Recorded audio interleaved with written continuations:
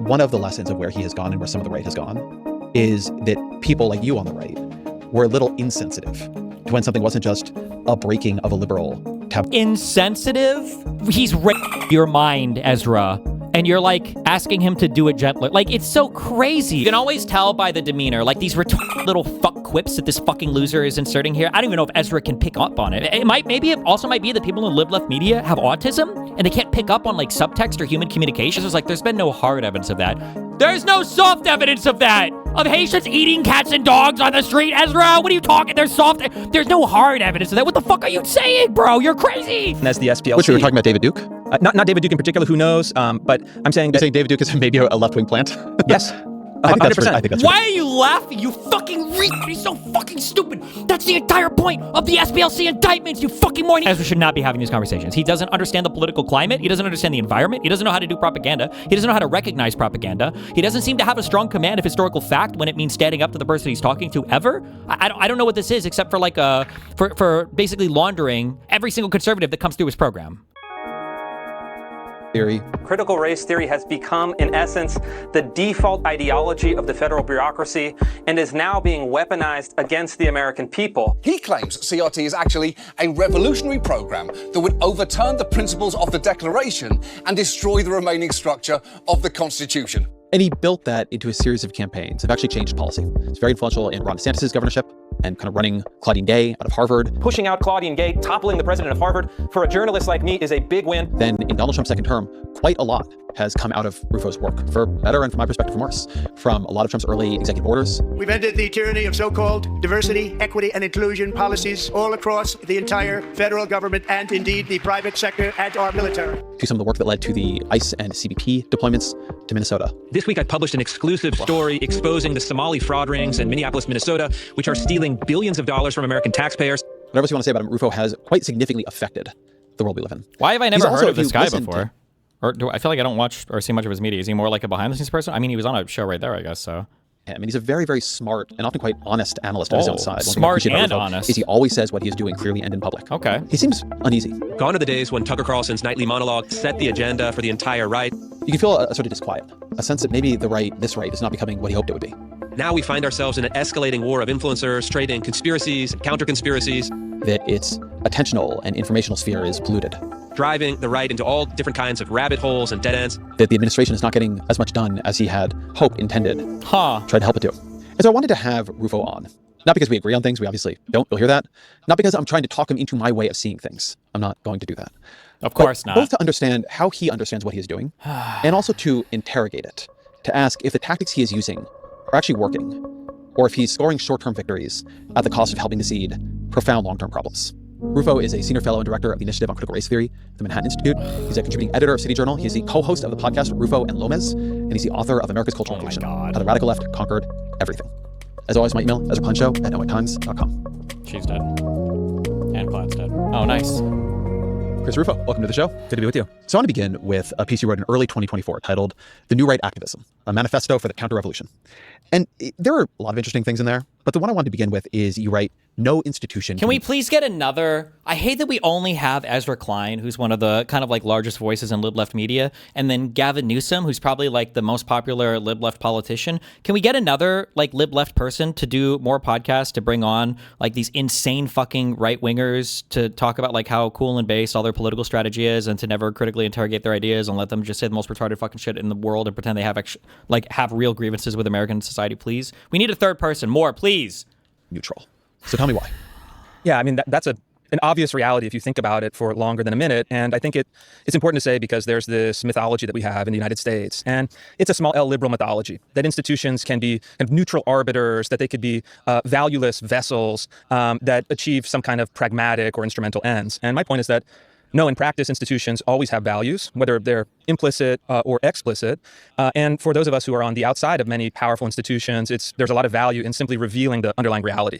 And in fact, political fights are at heart the fights for who determines the values, what values are installed in an institution, and then therefore what kind of decisions get made. So I just take a lot of the arguments about institutions, particularly within like the broad philosophical tradition of liberalism, to argue that they can have neutral treatment. They can have neutral rules, and a lot of, for better and worse, procedure in these institutions, everything from notice and comment periods to different ways that they have to create transparency, are about trying to create that capacity for people to be neutrally treated? Do you think that's possible? No, I think neutral is the wrong word. I think what we're looking for is impartial. And I would agree with that. Everyone should be treated equally as an individual under law, but that's impartiality, not neutrality. So in a criminal case, if you sentence somebody to the death penalty, you're not treating them neutrally. You're actually taking their life because the underlying law is a kind of moral code. And so I think neutral and impartial are similar, but in this case, critically different. So another argument you make in that piece is you say the popular slogan that facts don't care about your feelings betrays similar problems, that slogan being Ben Shapiro's slogan. In reality, feelings almost always overpower facts. Reason is a slave of the passions. Yeah, that's true. And we'll caveat, we love Ben Shapiro. We're Ben Shapiro fans, of course. But I think that he's very wrong on that. And I think conservatives have made a fundamental error in latching on to that. And really what it is, it's a rationalization for losing. It's like, yes, we may have lost the great political question, which operates on emotions or passions, but we have the facts on our side. And if only people would read our white paper, our kind of regression analysis, our rigorous logical argumentation, then we would be vindicated. But look, while we should have the facts on our side, while we should use logic, by itself it's insufficient. And in fact, politics operates on a deeper level, an emotional level, and politics occurs on the field of sentiment and public opinion, much more on the field of kind of abstract argumentation at the top. So, and then you go on in the same piece to make an argument for agitprop. So agitprop, old Soviet Union term for agitation and propaganda, mashed up together.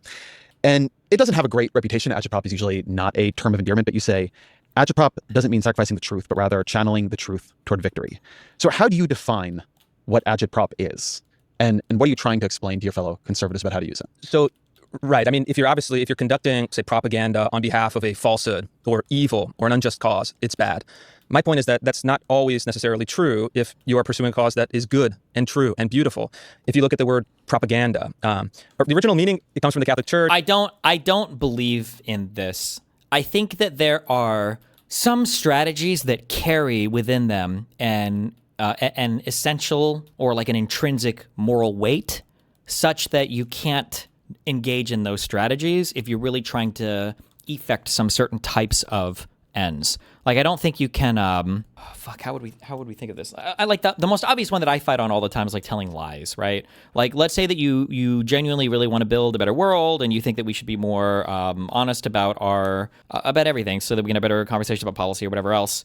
I think that if you think that the only way to do that is through telling lies, I think that there's a certain behavior that you engage in that once you start to go down that road, you've necessarily foreclosed the possibility of achieving whatever end you want. It's just not going to happen at that point because the strategy itself has, I don't know if you say changed you or attracted the types of people that are just not compatible anymore with what you're trying to do. I think this is what the right has ran into. I don't know, maybe they'll get into it on this, where they've like engaged in so much like double speak on everything.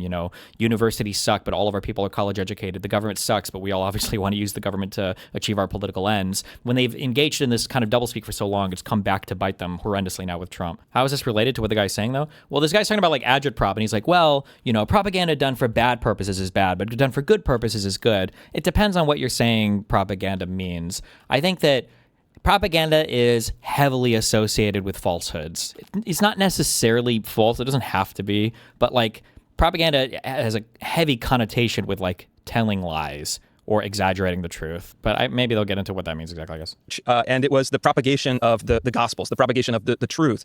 And so these are concepts that we can recover because the reality is that all politics in the age of the printing press and onward depends on propaganda. And how do you define what propaganda itself is? Propaganda is simply the method of communicating a political narrative. Again, we're using neutral, I'm going to say a true narrative, to a mass audience through the means of modern media. It's a rhetorical argument intended to persuade the majority of people to cobble together a majority of public opinion. And look, this is, again, for conservatives especially, not new. The founding fathers of this country wrote to each other about this. They wrote in public about this. We seem to have forgotten some of these lessons of how politics actually works. You have to persuade people. What is persuasion? It's rhetoric. What is rhetoric at an industrial scale? It's propaganda. You've been connecting the question of propaganda to whether or not the end it is aimed at is true. How do you think about when you have untrue propaganda unleashing intense passions? That's bad. Towards a true aim. Yeah, look, I don't think that that's good. I think that Aristotle has a great line in his book on rhetoric where he says, the truth has a tendency to prevail. I love that. because it's like the truth doesn't always prevail. We can look through history. We can look at history, and sometimes lies prevail. I think in 2020, the truth has a tendency to prevail is true. But like, here's a big issue is historical analysis is, to some extent, it's easy, right? politics in the past is easy because things can only happen one way, because history is a story that's already written, right? Like, well, what's going to happen if Hitler does this? What's going to happen if Churchill says this? What's going to happen if Eisenhower does this? Well, we know, because we can see, how are the civil rights activists going to turn out? Like, we know, because we see how it turns out. But I think that one thing that kind of fucks our minds, that poisons our ability to understand politics, is we learn history way too much, I feel. And I don't know how you would change this. It's not like an intentional bad thing that we do, but I think we learn history very much through a lens of, it feels like this is how history happened and it almost couldn't have happened any other way. And I think that when we come to moments in time, I won't say in history because we're living in the present, when we come to moments in the present where we're trying to think of, like, who's on the right side or whatever, and then you say these platitudes like, oh, well, the truth will always prevail. Yeah, but you don't know what's going to prevail right now. What do you mean? There's like 8 competing truths at least. What do you mean it's always going to prevail? Which one? Like, yeah, 20 years from now, we would look back and say, well, obviously it's this, but you can't take that for granted. You can't take for granted that whatever you're saying now might prevail or might not, or somebody else might or might not. You need to have a better perspective way to analyze things.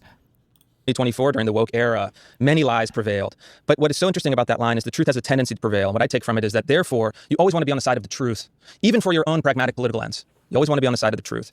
And so, look, certainly there are untrue elements or narratives on the right and on the left. I think a political movement to succeed has to have the discipline and integrity to go after it, but always to remember that if the truth has a tendency to prevail, that's where you want to be. And then your piece builds to this idea that, quote, in order to realize the ultimate promise of the political, there also must be something higher. What's funny about this guy is that Aristotle didn't say that. Is he just like quoting like a mom quote, and it's actually not? Aristotle did not coin the exact phrase, the truth always prevails. Instead, he taught that truth is based on the correspondence theory of truth. This means that truth happens when we say or think things that actually, this is like a epistemic perspective. Possibly Aristotle's most well-known definition of truth is in the Metaphysics. To say of what is that it is not, or of what is not that it is false, while to say of what is that it is, and of what it is not that it is not, is true. Jesus, hold on. Let me just fucking... Okay, it is... To say of what is that it is not, or of what is not that it is false, obviously, while to say of what is that it is, and what is not that it is not is true. Okay.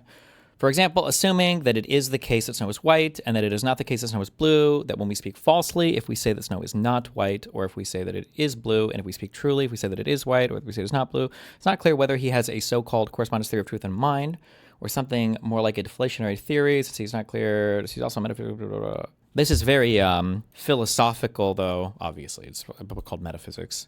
It has nothing to do with the truth shall always prevail or whatever. Where did he even get that from then? Hold on. Elements or narratives on the right and on the left. I think a political movement to succeed has to have the discipline and integrity to go after it, but always to remember that if the truth has a tendency to prevail, that's where you want to be. And then your piece builds to this idea that, quote, in order to realize the ultimate promise of the political, there also must be something higher. Yeah, look, I don't think that that's good. I think that Aristotle has a great line in his book on rhetoric where he says the truth has a tendency to prevail. I hate it when people, I'm being so fucking pedantic here.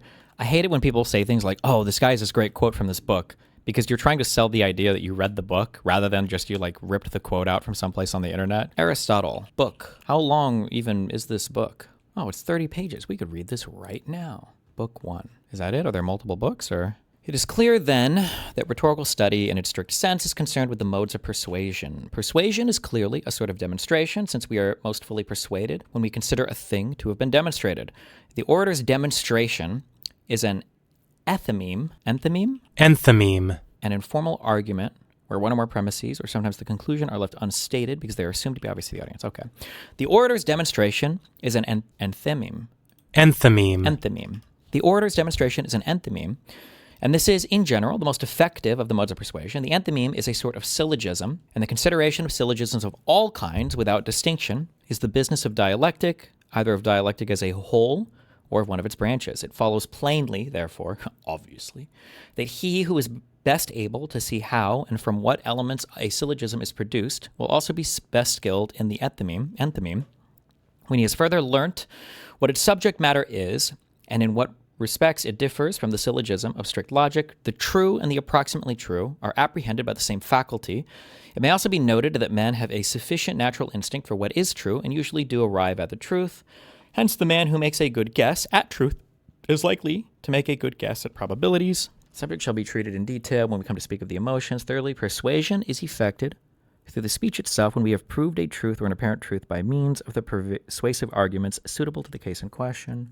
The truth is, as indeed we have said already, that rhetoric is a combination of the science of logic and of the ethical branch of politics, and it is partly like dialectic, partly like sophistical reasoning. But the more we try to make either dialectic, rhetoric not what they really are, practical faculties, but sciences, the more we shall inadvertently be destroying their true nature, for we shall be refashioning them, and shall be passing into the region of sciences, dealing with definite subjects rather than simply with words and forms of reasoning, even here, blah, blah, blah. Okay. I don't think he ever said anything like this. I don't think that's what rhetoric deals with. That's my takeaway from the 17 sentences I've read. Therefore, you always want to be on the side of the truth, have the discipline and integrity to... Wait, search prevail on that page you were on. Rhetoric is used because things that are true and things that are just have a natural tendency to prevail over their opposites, so that if the decisions of judges are not what they ought to be, the defeat must be due to the speakers themselves, and they must be blamed accordingly. Yeah, I guess, but I feel like this. I've never read this before because I don't actually read philosophy. I just read Wikipedia's. But it sounds like this book, Rhetoric, has to do with a combination of having some, I don't know if epistemology existed in any formal sense back then, but it has to do with some understanding of like, how do we know which things are true? And then how do we persuade other people to believe those things are true? How do we properly demonstrate to somebody a truth? And then that like thing, I guess, is called rhetoric. And that's what this is about, I think. That's, I guess, is where this is. And so the book is kind of about this. But I don't think that... When you say that, like, oh, here's this profound quote from Aristotle, the truth tends to prevail, I don't think was a deep analysis of history. I think it was just like a rudimentary argument being made in here that, like, well, it would be easier for me to convince you that pigs can't fly than pigs can fly because so many of our faculty are going to lend itself to observing that pigs, in fact, cannot fly, right? And then forming all the argumentation around that and demonstrating that, blah, blah, blah, blah, blah, blah. This is I don't care. I don't like this guy, so... to go after it, but always to remember that if the truth has a tendency to prevail, that's where you want to be. And then your piece builds to this idea that, quote, in order to realize the ultimate promise... Actually, I'm going to go even deeper on that. I don't like that he misattributes this quote here, because when he says, Aristotle says the truth has a tendency to prevail, the implication there is that the truth in a macro form has a tendency to prevail on some like political... battle or whatever, rather than Aristotle's making a very precise argument about an individual kind of like conversation or analysis that things that are true are going to be more likely to be accessed by our faculty or observed by us than things that are not true, obviously. He's making a far more like abstract political argument here that I don't really think is appropriate to quote from, it seems like, from the Rhetoric book. But that's just my opinion, you know? What do I know? Suck my dick. Of political, there also must be something higher, a telos, which is the Greek word for something like an ultimate end. A final cause. A final cause. Yeah. So one reason I've been focusing on this piece is to understand the way you do your work and what your work is. So what is your telos? Well, politically speaking, let's leave it at that. Yeah, I don't mean your family. Yeah. I mean, I think I want to have a restoration of the principles of our republic. And so if you're thinking about our republic, you're thinking about those guiding principles, where they have strayed over the last 250 years. I want to have a restoration of that. And so I'm constantly looking backward at the founding and trying to... I really, really, really hope, hope that he gets into examples, because what do you mean when you say that, right? Like, freedom of speech can mean a totally different thing to every single person. Like, I hope that he gets into this some, but we'll see. Understand it better and understand how to bring those principles forward. And so you want to have the principles of liberty and equality. You want to have a functioning, healthy republic. And you want to have a culture that is organized according to virtue. And in particular, you know, the virtues of our Western... And so you want to have the principles of liberty and equality. You want to have a functioning, healthy republic. And you want to have a culture that is organized according to virtue. I hate words where you are... I hate phrases that beg the question, where the conclusion is baked into the word itself, right? Like, murder, definitionally speaking, we define murder as the unjustified taking of life, the unjustified killing of another person. So when and then bad is like a moral judgment on a thing. It's a normative judgment. We should have less of bad things and more of good things. This is like true, right?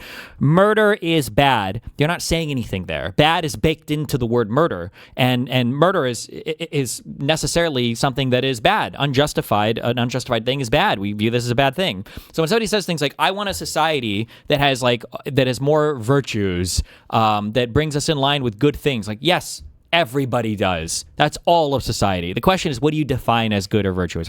But whatever. I'm trying to understand it better and understand how to bring those principles forward. And so you want to have the principles of liberty and equality. You want to have a functioning, healthy republic. And you want to have a culture that is organized according to virtue. And in particular, the virtues of our Western Anglo-American civilization. And through my personal observations around the world, as well as my study of the past, I think the Anglo-American civilization, the principles that have animated our republic for the last 250 years are still the best that we could hope for. So from that perspective, we're 17 months into Donald Trump's second term. Is that all? It feels like longer. Tell me about it. It feels like longer for you guys. Is probably. this administration building the kind of country you want to see? Yeah, I think so. And here's how I would assess it. On the elements within Article 2, so the executive power, I think Donald Trump has done almost everything he could do. Great people with the administration have done almost everything they could do to advance this kind of vision of the country. And liberty, equality, virtue. Yes, and I think that the momentum was strong year one. I think it's trailed off in year two. And could that be the executive has lost some of its energy? Yes. Could it be that public opinion has softened? Yes. Could it be some of the foreign adventures or misadventures, depending on who you talk to, have distracted focus? I think yes. But ultimately, the problem is that the president has a majority in Congress, but not 60 votes in the Senate. And so fundamental, transformative legislation that I would like to see is impossible. Make the case to me that Donald Trump is restoring virtue. This is a hard case because what you're going to say is that Trump does not exhibit the kind of Christian virtue. I don't know why, in some sense, I get really annoyed. I run a personal tip. One of the biggest advantages I have in my interpersonal life with people is that I'm a varied person. I like sciencey stuff and I like artsy stuff. And if you can do both of those, you're ahead of the crowd 99% of the time. Okay. There's this huge boundary drawing. Men do this hardcore where there's STEM and then there's gay shit. So STEM is science, technology, engineering, mathematics, right? You have computer science and you've got Claude and ChatGPT and you've got all this hard science, chemistry and physics. And then on the other side, you've got psychology and sociology and politics. And all of that stuff is fake and you can say whatever you want about it and it doesn't matter and it's not real, right? Is what a lot of people treat it as. And I hate this because it's allowed, one of the things that this has allowed computer science people, not computer science people, the tech bros to do is pretend that they can step into the soft world of politics and master it immediately. Oh, I know all of politics because, I've worked in the hard science world of computer coding and programming, but not really. Most of these guys are just fucking hedge fund losers or equity managers or whatever. But now they're oh, I've also mastered all of politics as well because I read 2 things by Curtis Yarvin or whatever. And it's okay. However, the people in politics don't do themselves any favors. What? I don't think I could go on to Joe Rogan or I don't know who does a UFC, MMA, whatever podcast and argue that I don't know, Bruce, if I were to just utter a bunch of statements Bruce Lee was clearly the strongest man on the planet and I think he could beat the shit out of any fighter ever. If he existed in UFC today, Bruce Lee would literally beat the shit out of every single fucking person. And then the guy would be okay. Well, so what do you think about blah, blah, blah, and just move on from that. Right? The entire audience would be fucking screeching, would be fucking reeing like crazy. But in politics, we can just do this. So much of what was just said, we're just going to let all of that just stand. For the most part, I think Trump's done a good job. There's been a couple distractions, LOL, Iran. Really? That's it? I don't know. And then, okay, well, that's the next question. When you treat your own discipline with a lack of seriousness, it's not surprising to me that other people do as well. I don't know. Would like to see is impossible. Make the case to me that Donald Trump is restoring virtue. This is a hard case because what you're going to say is that Trump does not exhibit the kind of Christian virtues in his personal life, right? I'm not even thinking about his personal life. I'm thinking about his public life. Okay, well, you tell me. I didn't claim he exhibits virtue. So you said that they're doing a pretty good job bringing back liberty, equality, and virtue. Correct. Make the case to me. Sure, I'll make you the case, and I'll make it through the particular example that I'm most. I just want to say thank you, God. Unironically, if there is a God, thank you so much for making most Arabs brown.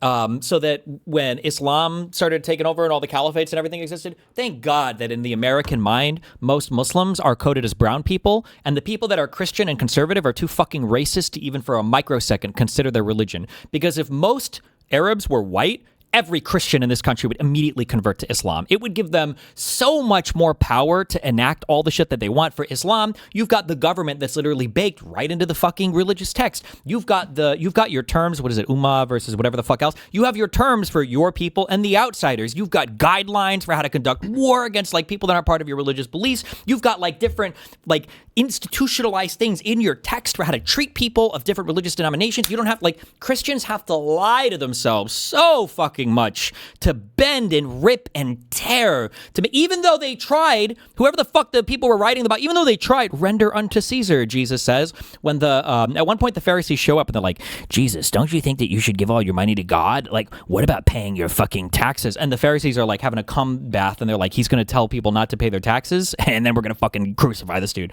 And then Jesus is like, well, I think you should pay your taxes. And it's like, oh! Right? This is like the render unto Caesar line, is that the government and the religion can exist separately and they can coexist, and that's totally fine. And what is the government's is the government's, and what is God's is God's. But but Christians hate this. They hate this. They hate this aspect. But thank God. Thank you, my brown Arab brothers. Okay? We're lucky the 10 Commandments are so chill. Because if they were a little bit crazy, the Christians would fucking go off, dude. Well, they are.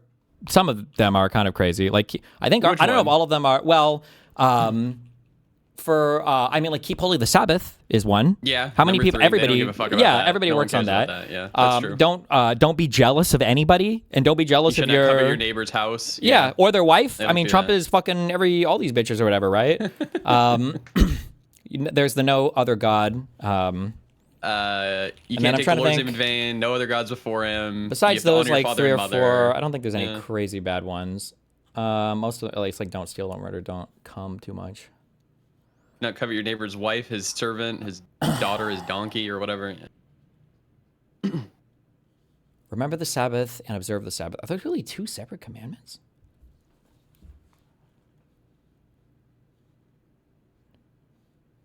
Okay. Well, yeah, but anyway, thank you. So one of my big campaigns the last couple of years was the fight to abolish DEI.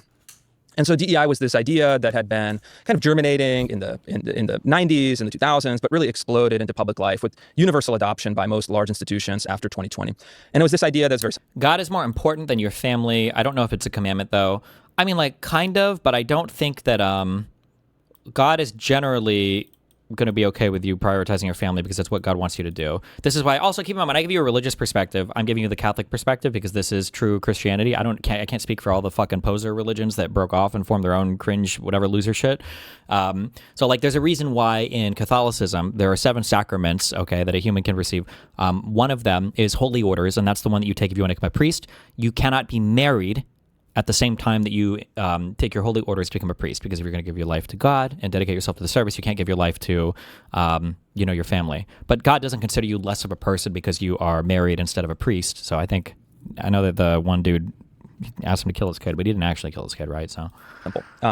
That there are oppressor groups and oppressed groups in the United States because of the historical realities of our country, and therefore to achieve, to move towards equal outcomes, you have to treat individuals unequally according to their group identity. And the president on day one issued an executive order that was very much in line with the work that we have been doing to go and kind of wipe out the DEI bureaucracy throughout the federal government. And so in that case, I think that you could argue that the principle of equality and impartiality, as we were discussing earlier, had been restored. Not totally. We still have some problems with the underlying statutory law. Just recently, in the last couple of weeks, the Department of Justice has taken a buzzsaw to so-called disparate impact doctrine. Same idea. If there are unequal outcomes, it must therefore, by definition, be because of discrimination. Therefore, you have to remedy it by treating people unequally. And so, in this case, I think, and because this is the issue I've worked on and have been passionate about, I think that you can make an argument that liberty, equality, virtue have been restored. Are there other problems? Of course. Are we all the way there? No. But on the issues that I personally care about, that I personally have worked on, I think the country is in a much better place than it was 2 years ago. I guess one thing I think about when I think about Donald Trump and virtue is corruption. So I see Trump taking luxury aircraft from Qatar. What? I see his family getting involved in all kinds of crypto schemes where the investors in their crypto schemes in many cases seem to be people who have business before the family, business before the country. The New Yorker sort of did I think a quite conservative tallying up of how much money the Trump family and Trump have made or how much their net worth has increased, but that has been connected to the presidency. The number was about $4 billion in this term. It doesn't, when I look at it, look virtuous. Yeah. Look, here's my general can't speak to any of that. perspective, and Don't I'll lay it care. out to you as honestly as Don't I care. can.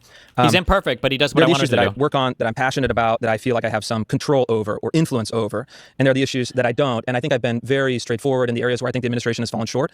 And certainly the perception, and we'll see over time, I'm sure that there will be inquiries, investigations, et cetera, into these business enterprises, is bad. You're not going to get me to defend it. I'm perfectly happy calling out the administration where I think it's strayed or erred. And this is one of those places. Would you consider this a softball interview? Ezra Klein, I don't think I've ever seen him conduct anything more than that second level of friendly interview I have, where it's like, listen, we've got different perspectives, but ultimately we're on the same side. It's kind of what he did with the whole Charlie Kirk piece. He practiced politics the right way by beating up on college kids. Delphinium. Thank you for being tier 3 sub, buddy. I mean, I remember the crypto launch. It was during the transition, I think, where they launched the Trump coin, right? And it's like, I don't like this. I don't want to see this. They shouldn't be doing that. And yeah, you're not going to get me to defend it. Well, one of the things I'm touching into here is I've been watching a show, and I see a growing vein of discomfort from you on at least what parts of the right are becoming. Sure. So in December, you tweeted, "The right's media apparatus is how the right teaches its followers how to think, and it's currently getting consumed by conspiracy, psychodrama, and tabloid conflicts. If left unchecked, it will turn the audience into the equivalent of a third world click farm." So tell me about that. What's been alarming you? Yeah. Sometimes, man, you hear your quotes back, you're like, oh, that's kind of very, very, very, very lively language. Yeah. The audience into the equivalent of a third world click farm. So tell me about that. What's been alarming you? Sometimes, man, you hear your quotes back, you're like, oh, that's kind of very, very, very, very lively language. Yeah, this is a huge problem. And so I'll put it this way. There's a growing split between the institutional right and the online right. The institutional right, I think, actually deserves credit for gatekeeping some of these kind of bad tendencies out of our institutions, and I think that's good. However, the online right being like Fox News and yes, conservative think tanks, the Manhattan Institute, all of the kind of the institutional layer of the professional right, let's say, I think it's done a very good job at gatekeeping some of these bad psychological and political tendencies out of our institutions. The problem that we're grappling with, though, is that the traditional way of thinking about political media is always as an outgrowth of institutions. So you'd have your magazines, your newsletters, your think tank, and policy papers. The internet has created kind of benefits, costs and benefits. One of the benefits is the kind of ease of communication with a large audience. But one of the negatives is that you have the proliferation of insanity, madness, psychopathology. And on the right, I think this went into hyperdrive after the assassination of Charlie Kirk. Was bubbling up before then, but really then took a turn. And so you have this tendency on the right, historically. You have like a kind of Bircher tendency in the post-war era, and then it kind of waxes and wanes over time. And right now you have, in the online right, someone like Candace Owens, who has like departed so far from reality, and yet has a massive audience. And I think that it's doing a disservice to the public, and even more, say, kind of self-interestedly, doing a very grave disservice to the right, because if you can't teach your audience, your followers, your political base how to think properly, they're not going to behave properly, and you're not going to have proper outcomes. And so I think it's important for us on the right to have this internal fight, which is to say, if you think that Israel assassinated Charlie Kirk, or whatever kind of handful of conspiracy theories you have, you're on the outside. You're not within the movement, and this is a fight that is happening now. And I think, given sufficient amount of time, I think we'll win. Why do you think you'll win? Because I look at the right and I find it hard to distinguish when disagreements with people you support are valid. You, for example, disagree with Harris on some tax stuff on unrealized gains, but still support her. These people will claim to disagree with Trump's corruption, but still support him. Is a difference in how acceptable that things you disagree with is, and that with certain things, it's not enough to just disagree, but it should be a deal breaker. Well, I mean, you're still comparing one side to the other. If there was somebody that was for taxes on unrealized gains, somebody who was against it, I'd be in favor of the person who was against it, right? But for Harris, I mean, in totality, obviously I'm going to agree with her on more things than Trump. For other parts of it, like I would say that there are different levels at which I can evaluate how much I'm against something, how much I'm for something. So when Harris says that she's for taxes on unrealized capital gains, the idea that she's getting at there is that she thinks that wealthy people need to pay a greater share of taxes in the United States to fund our federal programs. I'm generally in favor of that. I just think that taxes on unrealized gains is a stupid way to do it. So in that sense, like at least directionally, we have some agreement, but I just think the way that she kind of like puts that into policy is a thing that I would disagree with. And then, and then on the applied level, when I think of like, well, what's actually going to show up in policy, I think that because Democrats, like as a value, try to make it so that the government is working and we have like good governance, I think that tax on unrealized gains would be so catastrophic that the second you actually get somebody in there who is doing like policy for you, they're going to tell you like, hey, this is going to like crash the economy with no survivors. We probably shouldn't do this. And then she just wouldn't do this, What's super catastrophic about it? it's hard to explain because you can't even really get like a coherent idea of what it would mean to do it. But I mean, like let's just assume, for example, that you have a company, and then let's say that your company is growing, and you're doing a good job at growing it. Let's say your company's like value exceeds like $10 million or whatever, and you founded your company. I don't even know whatever. I guess it would start from zero. At some point, if somebody wanted to assess your wealth and say, okay, well, you have a wealth of $10 million, you should pay a 1% or whatever wealth tax, so you have to start paying $100,000 of tax. Let's say that you don't actually have the money to pay that tax on just the unrealized wealth of your business. And by unrealized, I mean you haven't like sold it to have the money. You're going to have to basically start selling off chunks of your wealth to pay for, I guess, like your wealth tax, which puts us in a really weird spot, I think. Yeah, I don't know if you want, I'm not sure about that. Yeah. No other countries do this, right? I think that like there's like a few that have like very minor wealth taxes, but in general, no, people don't. Countries just generally don't really do this, yeah. Tucker Carlson, in his current guise, which is a much more conspiratorial guise than he's had before, has become more and more dominant figure. As you note, Candace Owens' success has been startling. I guess I'd ask this question in two dimensions. What is the audience demand that they are meeting, right? What is it that they are providing that people want? And then I guess the second question is, why do you think you'll win? Yeah, great question. So why is it so bad that you have to sell your wealth to pay for it? Well, because I mean, basically, you'd have this whole weird system of like the stock market would be a lot more influx with people selling off chunks of their portfolio just to pay a tax on it.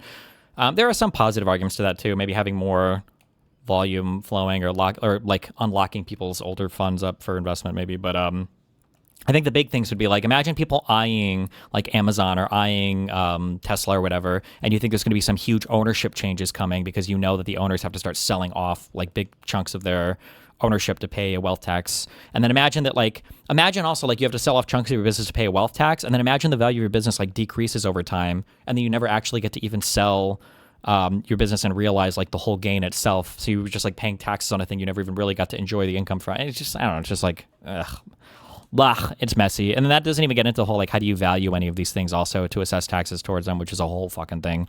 So, first of all, the audience for conspiracy theories is enormous.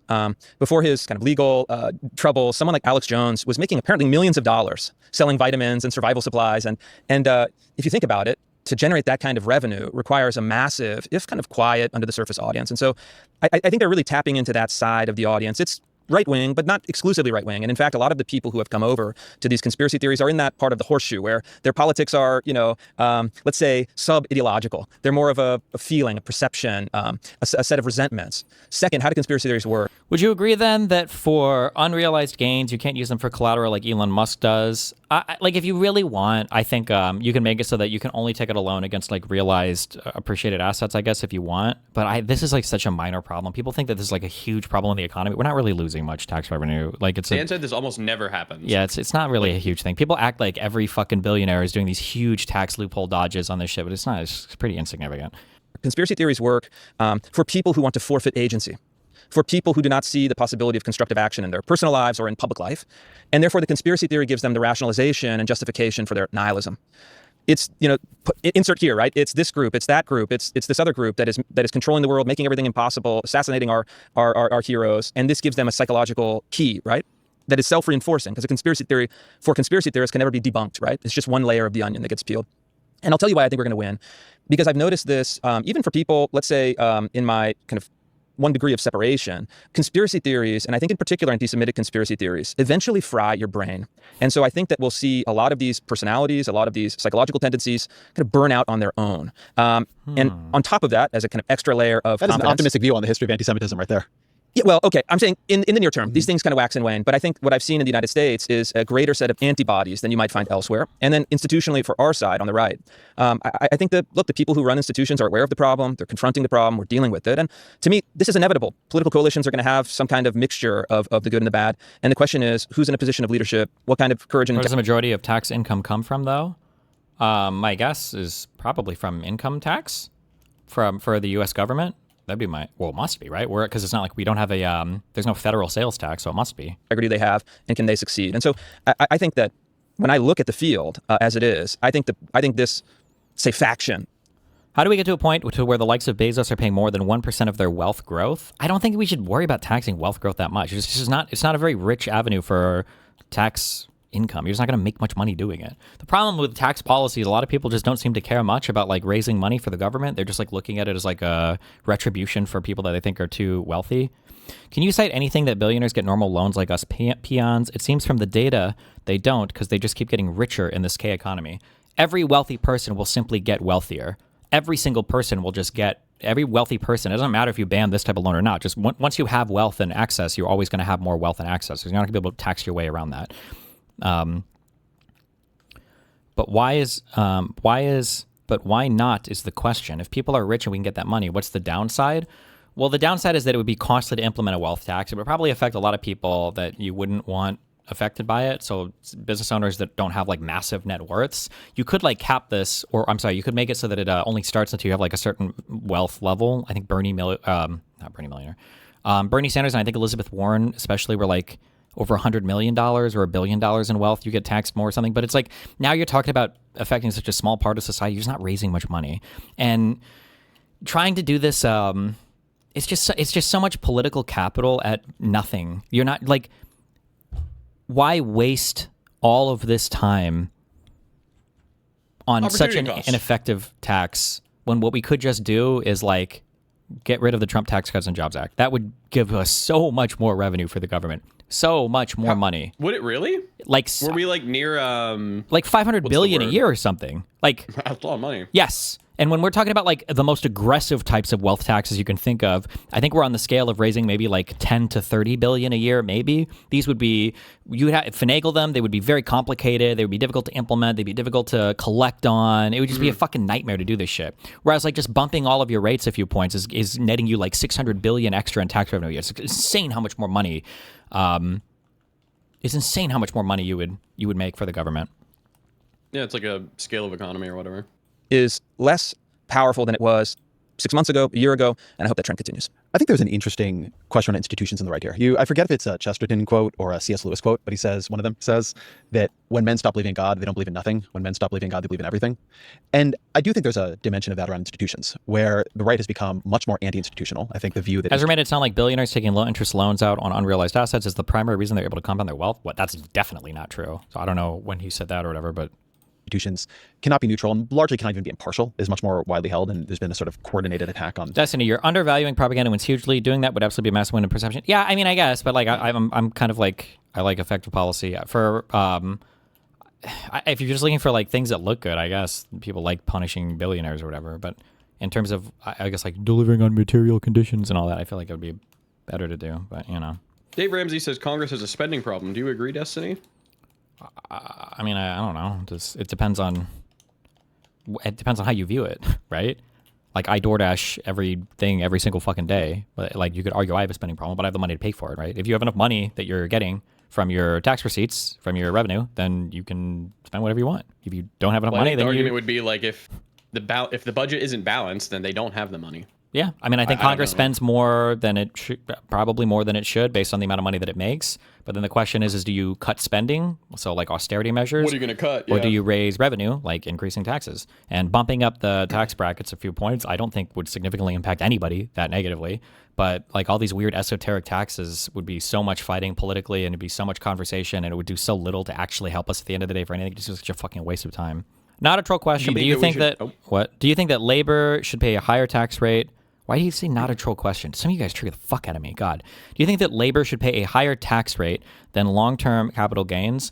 Personally, not really. No, I feel like I don't like the disparity between capital gains and like employment taxes. It does feel weird that some guy can go and bust his ass at McDonald's for 40 hours a week, and then he has to pay the ordinary tax rates, and then I can have like millions of dollars sitting in NVIDIA stock, and then I only have to pay 15% as long as I think, right?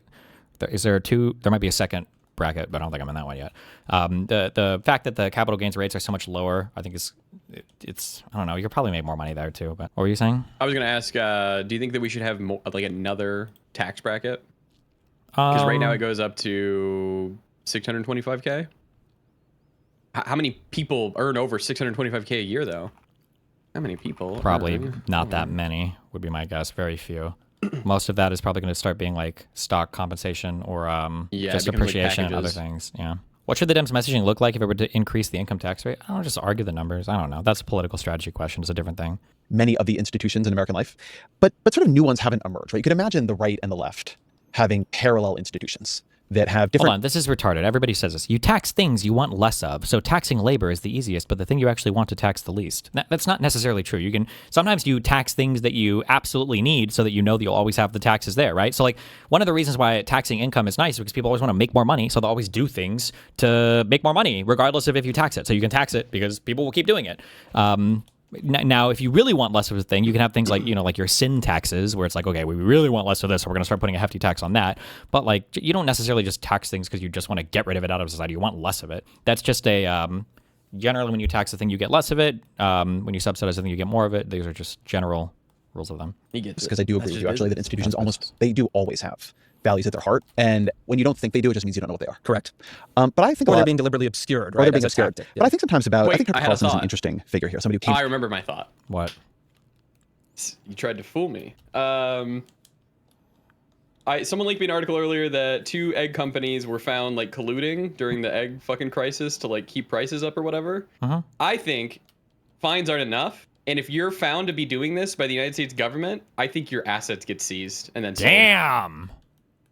I won't say it doesn't need to be nationalized, but I think that would be the true, like, you don't want to do this. And then you can go to Tyson, because fuck them. Sure. All right, good. I think you should get, I don't know about asset seized, but the fines should be, like, hefty. Like, it can't was be... like $5 million. No shot. Wait, really? That was the fine, yeah. Like, it can't be that... $5 million had to do eggs. You have to stand to lose, like, 50x or 100x. Because you have to Whatever you consider gain, yeah. that, Destiny is wrong. Billionaires taking low interest loans on unrealized gains is a huge tax. You can go and read articles. I read articles. It's not that much. I think like Dan at its asked most. his billionaire friend and said this isn't a thing. So. Well, forget. Well, I mean, it is a thing. You can get these loans. You can go to Wells Fargo. Well, not like en masse, not en masse. Oh, sure. It's not. You're just not losing much tax revenue for it. And if you do any, I think somebody even posted a thing on the subreddit where they went because they didn't believe me or whatever. And I think like at its most generous, you would lose like. I think maybe like you'd get a one-time collection of $40 billion, and then past that, you'd either get nothing or like a low figure, like $1 billion or something, if that. It's just not, you're just not losing much tax revenue.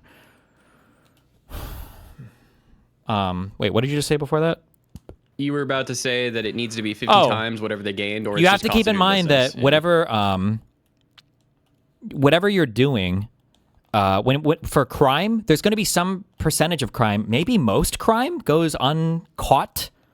So like if one person is scamming, there's probably like 10 scammers that you didn't catch. I guess it probably depends on the type of crime, but like so that means that your fines need to be adjusted appropriately. So let's say for instance that you get fined 2 times the amount of anything that you do wrong, right? So if you make $10 million, you get fined $20 million if you made that 10 million illegally, right? Or through some kind of scam. If that was the case, and there are 10 times the amount of people doing it, well, then that's still like an EV positive strategy. You should, right? If you have a 1/10 chance of getting caught, and then the fine is only 2x times, like it should be the percentage chance of getting caught has to correspond to the amount of the fine. Does that make sense, what I'm saying? Yeah, no, 100%. Because otherwise it's literally, well, we'll just get a fine. Yeah, Because it's we're gonna EV make so much positive. money You should be doing it. You should be Yeah. scamming or defrauding people because it's worth it, like monetarily to do so. It's why, the drug smugglers or whatever, they're paying the people like 100K, but like they're expecting half of them to get fucking caught or whatever, Sure. and they're still priced in. Yeah. And then you should be, also, I don't know why criminal things wouldn't attach here. So, do you think wealthy people are significantly dodging taxes using tricks like trusts? Yeah, I think trusts are probably used a lot. But I also think that one issue you have to keep in mind too is like, what are we, when we say somebody's like dodging taxes, sometimes we use that to just mean that like a person is using the tax code like as intended. So like maybe it is the case that we do want to incentivize certain types of behaviors, like charitable donations are a thing that we probably want in society, right? That's good. We want people to be donating to charities. But then people will complain. It's like, oh, this guy donated to charity so much that he was able to reduce his tax footprint. It's like, but we want him to do that. That's why the tax code exists. So sometimes people get mad because people are using the tax code as intended and they call it like a loophole. So like in terms of how trusts function, there's a reason why they're structured the way they are in a tax manner. So it's, I don't know.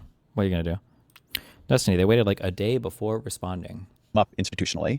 I think sometimes about this speech he gave at the 2009 Conservative Political Action Conference. And I saw conservatives create many of their own media organizations, and I saw many of those organizations prosper, and I saw some of them fail. And here's the difference. The ones that failed refused to put accuracy first.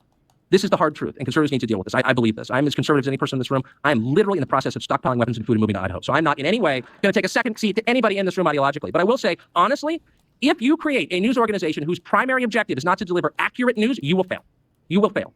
The New York Times is a liberal paper, but it's also, and it is to its core a liberal paper, it's also a paper that cares about whether they spell people's names right, by and large. It's a paper that actually cares about accuracy. Conservatives need to build institutions that mirror those institutions. That's the truth.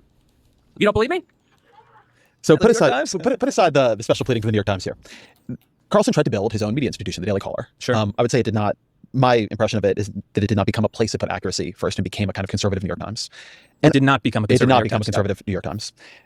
Over time, he went in, I think, darker and darker directions as he chased the audience. And now he's fully without institution and has, I think, emerged, I'll put it this way, into a form I think when I listen to you find more concerning and problematic. So what do you think went wrong there? Yeah, well, look, this is a long-term trend. This didn't emerge in 2009 or 2020. I think of it this way. The left is over-institutionalized and the right is under-institutionalized. I say this all the time, man. The left is overformed by institutions, the right is underformed. Correct. And so we have kind of opposite problems. And I think of it also in this way. I wrote a piece about this, I don't know, a long time ago, and I think it really holds up.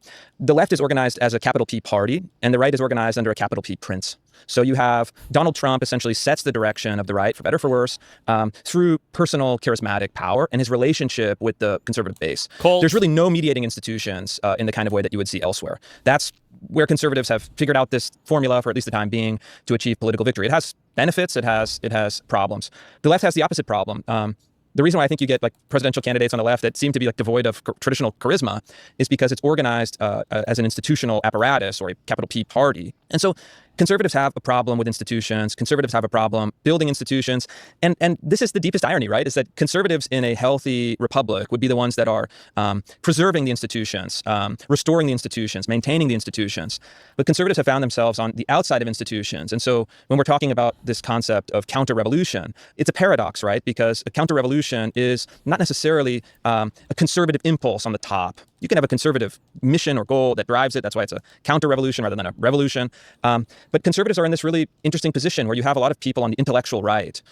They attend the black tie galas, they attend the events at the country club, they eat the salmon dinner at the whatever Hilton ballroom. And I'm always looking around at these. I don't like these events because I'm always looking around and saying, you guys are out of your minds. You guys are operating as if the Elks Lodge was still the formative institution of the United States. You're living in a fantasy. You're living in a nostalgia that isn't actually grappling with the fundamental problems in the country and is totally out of step with the very voters that you claim to represent. And so, look, this is a problem. I can't say that there's a snap your finger solution. And so you have to start where you start. I work for an institution that I think is the best in the business, the Manhattan Institute. I think we do good work that has a high degree of accuracy and rigor and intelligence. And I think that we've put up practical political victories in a way that few others have. Another version of this is a line I like, is that the personality type of the left is bureaucratic and the personality type of the right is autocratic. And I don't think that was always true. I don't think so. I don't think so. I think in the Trump era it is. Okay, well, make the case. There's a falling in line behind Donald Trump. So here's my view of the two coalitions right now. The genius of Donald Trump in the 2024 election was he collapsed the multi-dimensional test of party loyalty that existed in the previous Republican Party, where you pro-life, did you believe in low taxes, what was your foreign policy, et cetera, and certainly the multi-dimensional agenda test you see on the left, down to a single point of loyalty. Did you support him personally? If you did, there was actually room for a wide variety of other opinions. You could be a techno-futurist, like Elon Musk. Yeah. You could be a Christian traditionalist. You could be RFK Jr., who'd been running as a Democrat just a year or two before. Really? But also you could be Ted Cruz. And what held that together is that the line that you could not cross was Trump himself. But as long as you were useful to him, you could be on the team. Now, that has obvious issues when you move into governance, and I think some of them have emerged. But it gave him and them a freedom of movement across other issues where, a Kamala Harris, a Tim Walz, Joe Biden were much more box checking, right? The sort of multi-dimensional loyalty test that the left uses. And so on the left, you end up with, and I mean here the left, not like the Democratic Social stuff, but the left coalition in this country, the broad Democratic Party. You end up with people who have sort of all of the right views and have an institutional personality, right? Are somewhat risk averse, are worried about getting in trouble in a meeting. And on the right, you have people who, they'll go crazy in a meeting. You can be Bill Pulte. But as long as the boss likes you, you're safe. Okay, yeah, I think that there are elements of that are true. Prince versus party. It's a method of political organization, psychological organization. Certainly, one of Trump's kind of the great litmus test for him is personal loyalty. Like we've seen that. You're with Trump, he's with you. You cross him, and he'll attack you. You could be Kim Jong Un and be a. They were buddies, right? Standing. It was like a nice buddy comedy. Yeah. I feel like there'd be a buddy comedy. He likes Kim Jong Un more than he likes Mark Carney. Yeah, well, How is that not authoritarian? Fair enough, and as personal chemistry goes. But yeah, I think there's some truth to that, but I wouldn't therefore, I think your conclusion is overdrawn. I don't think you could say the right has autocratic personalities. Really? I mean, I deal with conservatives all the time. I don't see that as a psychological tendency. The people I work with, the people I talk to, my friends and neighbors. But so, yeah, I think it's overdrawn. I think this is just a question of political organization from the top. And I don't think it's total just loyalty, personal loyalty. I mean, Trump wants immigration restrictions, strong national borders, build a wall. He wants American national interest-based foreign policy, although that is kind of a little bit on the outs. And then he represents, or at least championed, a lot of the causes that I care about, on DEI, on higher education, on cultural institutions, and a whole host of other sub-issues that he really grabbed onto. And look, this is good. You kind of have to work with what is there. You always want to plan for the future, build for the future, but ultimately you're faced with decisions in the moment. And look, on the whole, I think in those areas where we have had more freedom of movement, more ability to execute policy, I think things have been going quite well. I'm going to go back to Tucker. So I've seen you talk about your take on his evolution. And something you said is that the Tucker Carlson of the Fox News era, when he was given his 8 p.m. monologues, that in that era, they were a unifying script for the right. That Fox News was this institutional structure around him that maybe contained him to a certain point. And that created a unity, a coherence that has now dissolved, not just around him specifically, but around the right more broadly. Now, the liberal take on Tucker in the Fox News era is that he was beginning to bring a white national strain into centrality in the Republican Party. That, there were all these Daily Stormer articles about how much he was saying exactly what they thought. He was talking about great replacement theory. You've got to ask yourself, as you watch the historic tragedy that is Joe Biden's immigration policy, what's the point of this? They are flooding this country with immigrants in order to change the demography to maintain political power for themselves, to change the racial mix of the country. That's the reason, to reduce the political power of people whose ancestors lived here and dramatically increase the proportion of Americans newly arrived from the third world. Now, I know that the left and all the little gatekeepers on Twitter become literally hysterical if you use the term replacement, but they become hysterical because that's what's happening, actually. Let's just say it. That's true. He had already, in our view, become quite conspiratorial, and that what he is now and what he is then are a straight line from each other. And that the sort of passions he was unleashing, right? Reason, of course, being a slave of such passions, that it was always going to go in one direction.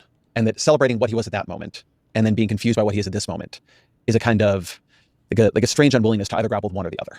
So tell me how you see it. Yeah, I don't see it that way. I mean, when Tucker was on Fox at that 8 p.m. Eastern time, 5 p.m. Western time for me, it really did feel like a shelling point for the right. It was like a quarterback calling the plays every night at 8 o'clock in that first 5 to 10 minutes, where Tucker kind of condensed the opinion, represented the opinion, reflected back the opinion, and then everyone had a central point, a central coherent point to think about, to talk about, to mobilize on.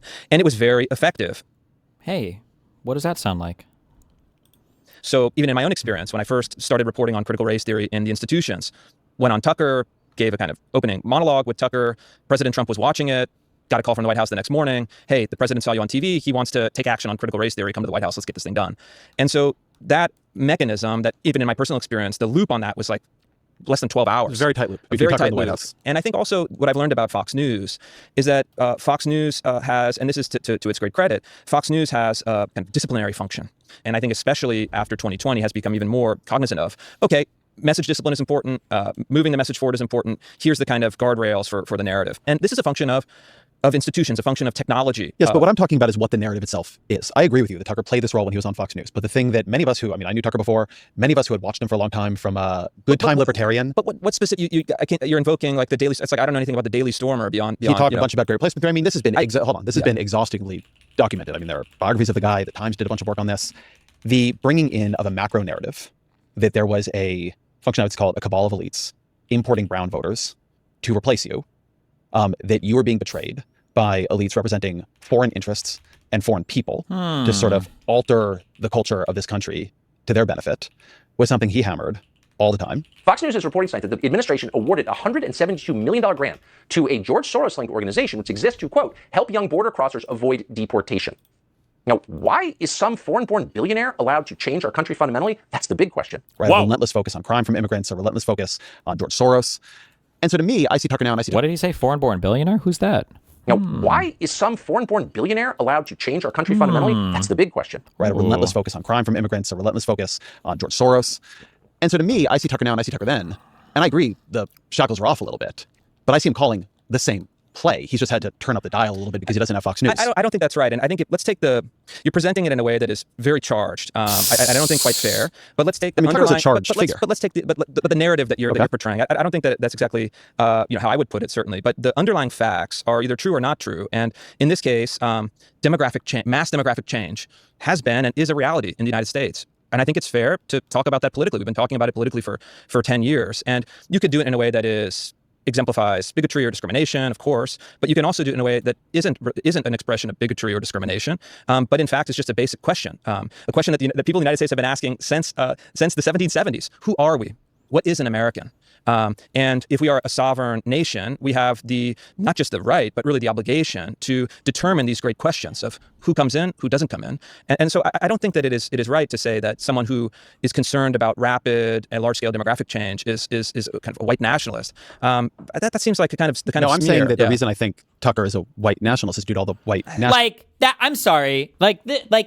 I'm sorry. I'm not trying to. I guess I kind of lost it on Ezra a while ago. I don't think Ezra should be having these conversations, right? Like, what he just said is the equivalent of. So yesterday, sorry to do this, but it's these things, right? So yesterday, my wife raped me. Okay, yesterday I was raped by my wife. Okay, and that's the story I'm going to tell to the media. And then Ezra's like, so we know that that's not true, right? We know that didn't happen. And then this guy over here is like, well. But hold on. Okay, so rape is a way of framing it. But we do know that they did have sex, correct? We know that, right? And we need to look at the underlying facts. And yeah, you can frame it in different ways if you want, but there is a legitimate thing to be talked about here that sex did occur between these two parties. Now they decide to frame it as rape, but we have to talk about the underlying facts. No, fuck you. The reason why you point to the abstract framing of things is because you're trying to invoke other ideas. And you can't do this thing. I don't know why people like Ezra let him do this. When you run away from the abstract framing, which is where you're summoning all of your prescription, all of your normative power to these underlying facts, which aren't even contested. Yeah, there's a lot of people that immigrate to the United States. You're not saying anything profound there. Everybody knows that. Nobody denies that. But when you frame it as though there's an intentional invasion happening, either due to external forces trying to destroy the United States or internal forces that are trying to subvert the white man in the United States to bring in outside people to invade us, that's a totally different claim than just the raw factual analysis of immigration. And for him to run away from that abstract framing to say, well, they did have sex, right? That's not what we're talking about. It's a totally different... I hate it.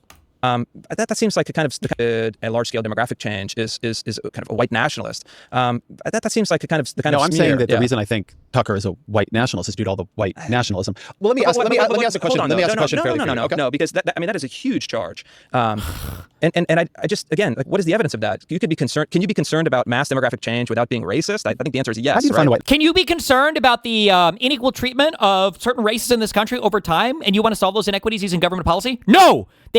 They'll ask you for all of this charity when it comes to framing their beliefs, but if you talk about affirmative action or DEI or whatever, they will do everything. They will fight these things with every fucking bone in their body. They won't give a fuck about any of the underlying facts or analysis. They know this. They know the game they are playing. They know they're doing this, and Ezra is being taken along here for a fucking ride. I don't know if he realizes it. Holy shit, it's so fucking annoying. Oh my God. Nationalist. Well, you make the charge, you define it, and substantiate your point. So I think that Tucker's view is that take Tucker out of it. Just make it an general argument. A general argument of white and then you can nationalism. kind of layer in Tucker. So I think that there is a straightforward view in white nationalism, that there is such a thing as a white race. That race is fundamentally European. People can't look Came white. here and founded this country. That race has, depending on the variant of white nationalism we're talking about, genetic advantages or cultural advantages, and that race deserves to have, should have dominance, particularly over this country. There are harder and softer versions of this, right? In some versions, Jews are included in that white race. Sure. In some versions, they're not included in that white race. In some versions, we are talking about something I would describe primarily as a kind of nationalism, right? If you have too much of a country not sharing a common heritage, you lose solidarity. In some cases, we're talking about something much darker than that, right? There are people who just don't like the way their community is changing, and there's the KKK, right? Everything exists on a spectrum. But would you say someone who is, for example, hesitant about rapid, large-scale demographic change is just a kind of 1% white nationalist? Yeah, because that would be the majority of the country. Yes, I don't think it is a... that's not what we're... this is another thing that I've talked about in the past, if I'm having difficulty, explaining this, that, once something approaches a certain magnitude of expression, it becomes a different thing in kind. It's not just like a little bit more of the thing, you know, where it's like, oh, well, I'm really thirsty, and then I had 1 sip of water, but if I could have like 5 sips of water, that would be better. And if I could have 10 sips of water, that would be better. So let me have 5 gallons of water forced into my body. Well, no, hold on. We're not talking about just drinking water that way. You're killing the person. We're talking about a totally different thing at this point.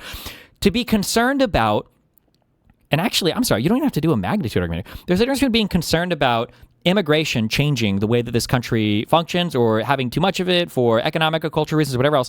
There's a difference between believing that and believing there's an intentional subversive plot that's being executed from the top down to bring invaders, foreign invaders into the country to dilute the will of the average European descended American. These are completely and totally different things.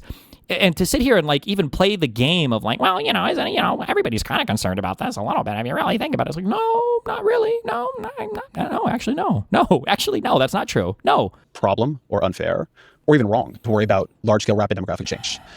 So to maybe to be more specific about Tucker. So you just had on the right-wing writer Scott Greer. He's got a book coming out on the online right called White Pill. So Greer was a former deputy editor at the Daily Caller. He left in 2018 after past writings for a white national site were dug up. And he once said of Tucker, so this is Greer speaking, Tucker is ultimately on our side. He can get millions.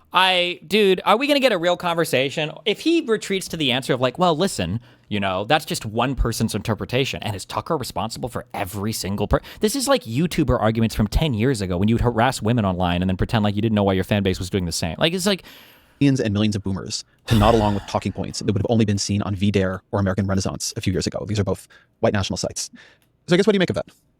Yeah, so I'll tell you what I make of it. And here's what I think is really interesting about some of these figures who were on the once kind of fringe elements of the right, who have in some ways seen the errors of that way of ideological thinking. And to me, you always want to leave people room to grow up, room to leave bad ideas behind, room for kind of critical self-reflection, and then to integrate back into the kind of mainstream thinking. And I think, you know, Scott Greer is interesting. One of the reasons why we interviewed him was to kind of chart out this trajectory, which there's a lot of people that had more radical politics and then they moderate over time. Not so I was very relevant. interested in understanding Not relevant. That not answering the question. Not relevant at all. Development and growth, and then really scrutinizing. You want to actually try to figure out, all right, well, what's the way out of that? What's the way to demystify, to defang, to kind of delegitimize. Yeah, you're trying to de-radical? Give me a fucking break. Oh my God. Those ideas. So I'm not against you talking to him at all, right? What I'm saying is not that you shouldn't interview Scott Good Greer. refocus. Sure. I think many people change their politics dramatically, and one of the big problems. The most frustrating thing, this happens so much with Donald Trump, is that Donald Trump will say a thing.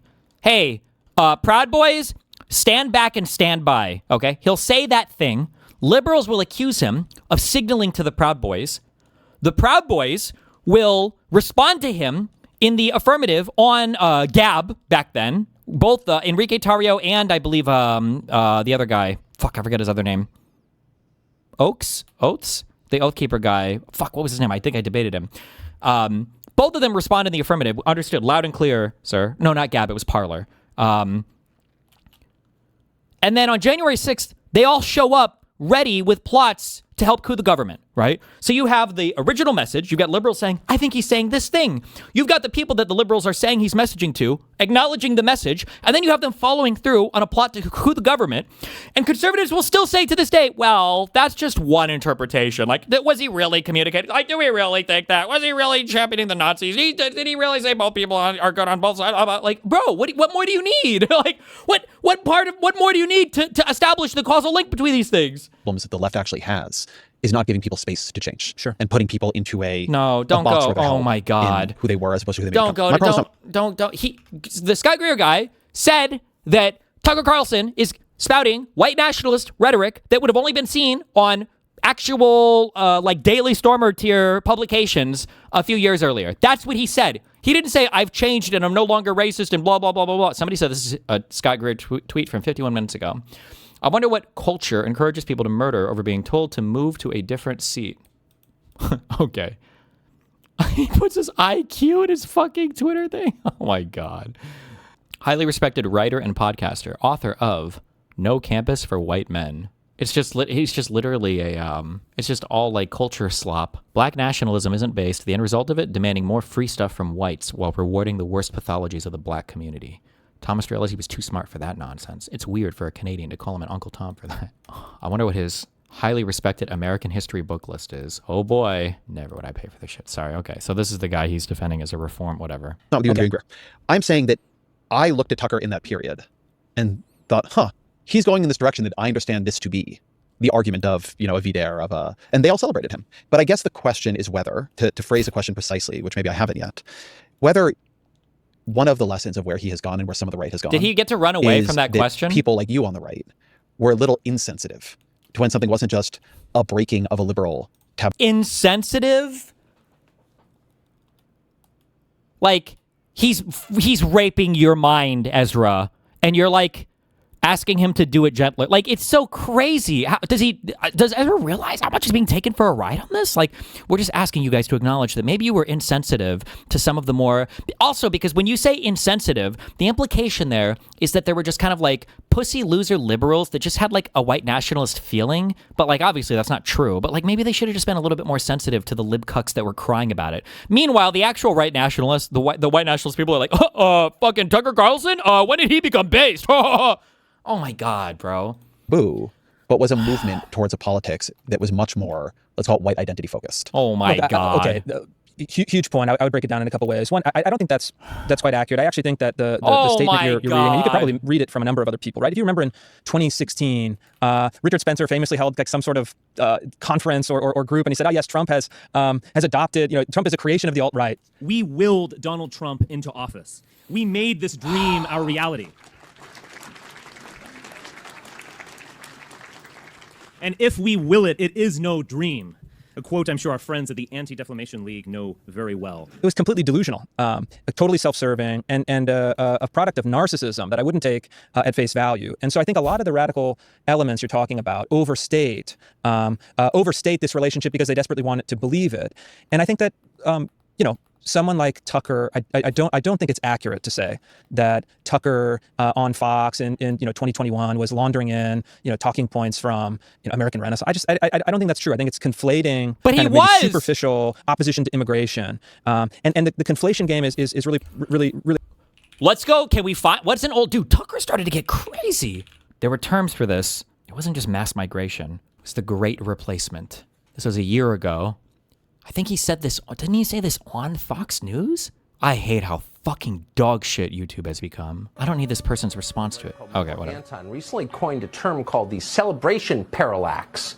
As Anton described it, the celebration parallax means the same set of facts is either true and wonderful or false and outrageous, depending entirely upon who asserts it. See how that works? There's no greater example of the celebration parallax than the issue of the so-called Great Replacement theory. So Democrats can talk about engineering demographic change for political advantage all they want. It's wonderful. It's glorious. I'm so sorry, but that's like a neo-Nazi. That is the neo-Nazi idea, is that our demographic change is being engineered, it's artificial, and it's being done by the elite in order to suppress the will of the white race. In this case, in favor of the Democratic Party. It's just missing the Jewish element. But this is the Great Replacement theory that neo-Nazis and white identitarians and white Europe and everybody else used to talk about. This is it. Wholesale. Like, that's it. Glorious when they do it. Yes, it's happening and we love it. The thing is, though, Republicans are actually not allowed to notice that it's happening. And if they do, they're racist. Case in point. Today, USA Today just came out and admitted that the Democratic Party's entire electoral strategy was built on the Great Replacement. This is a real excerpt from an actual news article. We're quoting. For many years, Democrats have hoped that Latino voters could be the key to turning traditionally red states to purple. Now it's unclear whether that will be the case. End quote. Whoa! Someone better alert Jonathan Greenblatt at the ADL so he can denounce the Democratic Party. And if you pay him enough, he will, because that's how that works. Also known as genocide. Oh, is this person pro-Great Replacement theory, maybe? I can't even tell for Amy Adams. Why are immigrants a source of strength to our country, but not their own? The Kalergi plan? Oh my God, I just got sucked back to 2015 debating neo-Nazis. What was this conspiracy that a Jewish guy wanted to basically ship in a bunch of BBC cock to Nazi Germany to fuck all of the German women to breed out the Nazism from them? Jesus, fuck.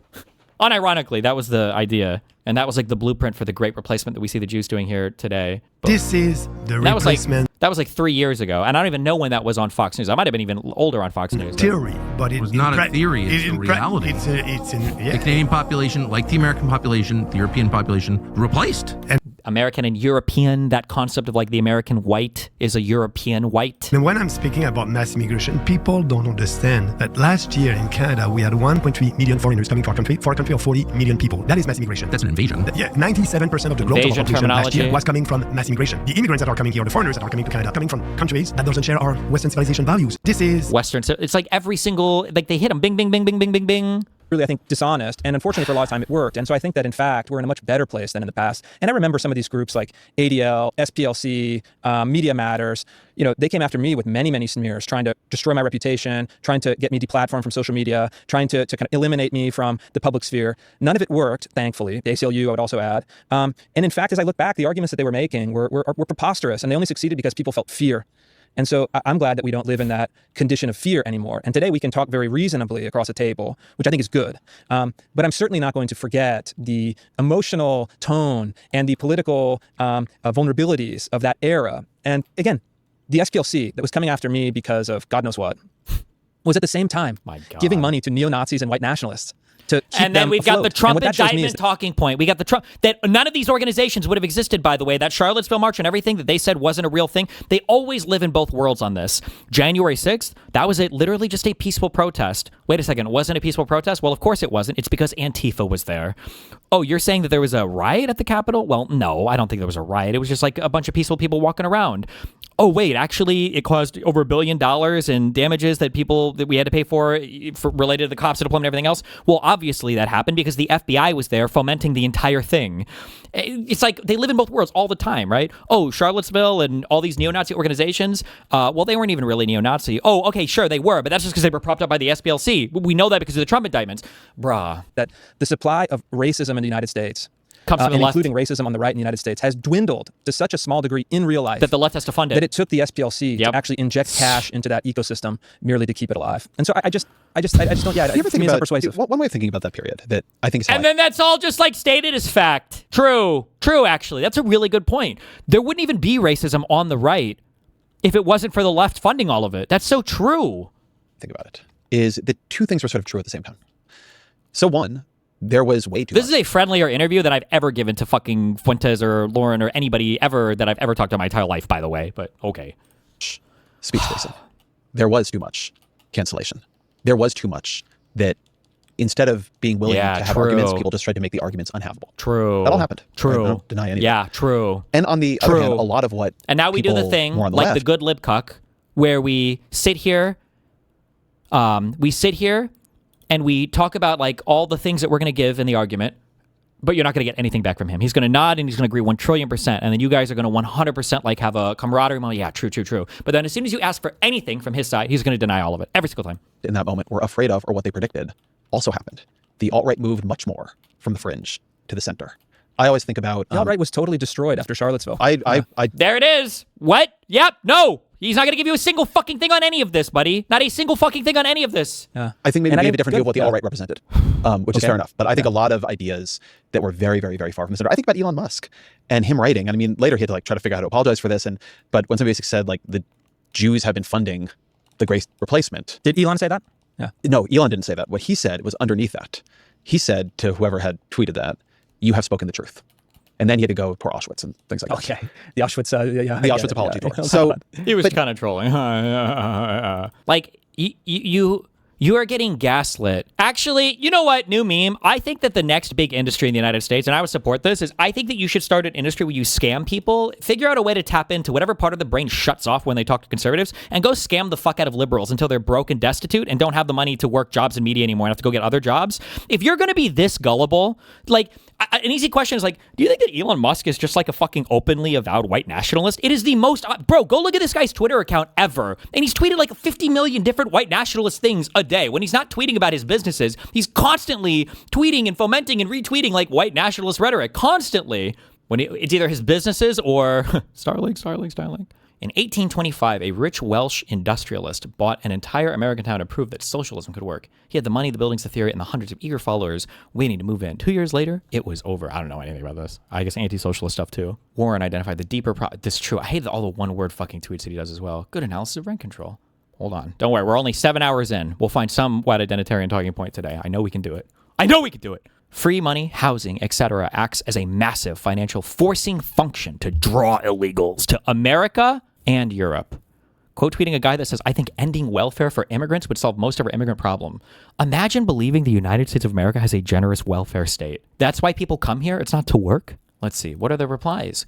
Here is how stupid giving welfare to the people view of unwanted immigrants, but the view of government. These Muslim immigrants come to the EU, UK due to lavish benefits, while their home countries or other Muslim countries give them nothing. Isn't it weird that in America, our flag and our culture offend so many people, but our benefits don't? What benefits? In the United States? The truth about Ellis Islanders. Around 2% were denied entry due to poor health or for holding anti-Christian ideology.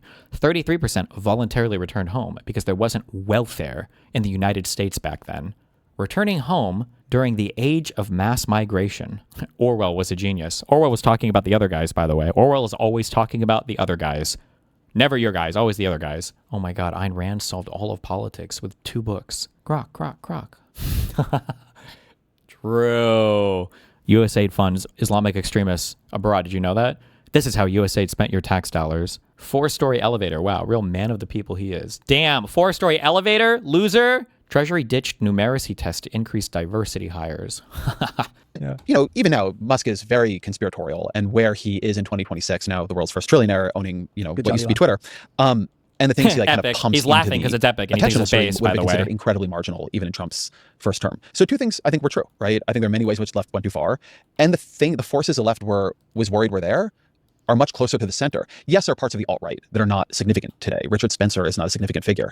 Nick Fuentes has a bigger audience than Richard Spencer ever did. Sure. And there is, I mean, when I'm on X and other places, the amount of just constant anti-Semitism and anti-Indian racism I see just happening in people's mentions is wild to me. And I mean, I don't think he'll win, but you look at Fishback, who's running for governor in Florida, it's sort of almost unimaginable to think of somebody like him being a figure in Republican Party politics who would be commanding support of practically anybody. And I think the reason that people worry about him is they don't think he's going to win, but he seems to be doing very well among the young right. Sure. And so I think you can hold your view, which I at least partially share, that there are many ways in which the left and the speech policing and the boundaries went too far. And also, a lot of the people who were most hair on fire in that period had a point, and some of their more kind of nope, he's not going to grant it. He's not going to grant any of it. But let's see, maybe he will. Maybe he will. HHS secretary and Tulsi Gabbard, DNI, and try to make the triumph of bipartisanship and try to make Matt Gaetz Attorney General. Bipartisanship gets totally with a Democrat. And then it all happened. So it's like the fact that you can have these things be true at the same time. You can always tell by the demeanor, like these retarded little fuck quips that this fucking loser is inserting here. I don't even know if Ezra can pick up on it. Maybe it also might be that people in lib left media have autism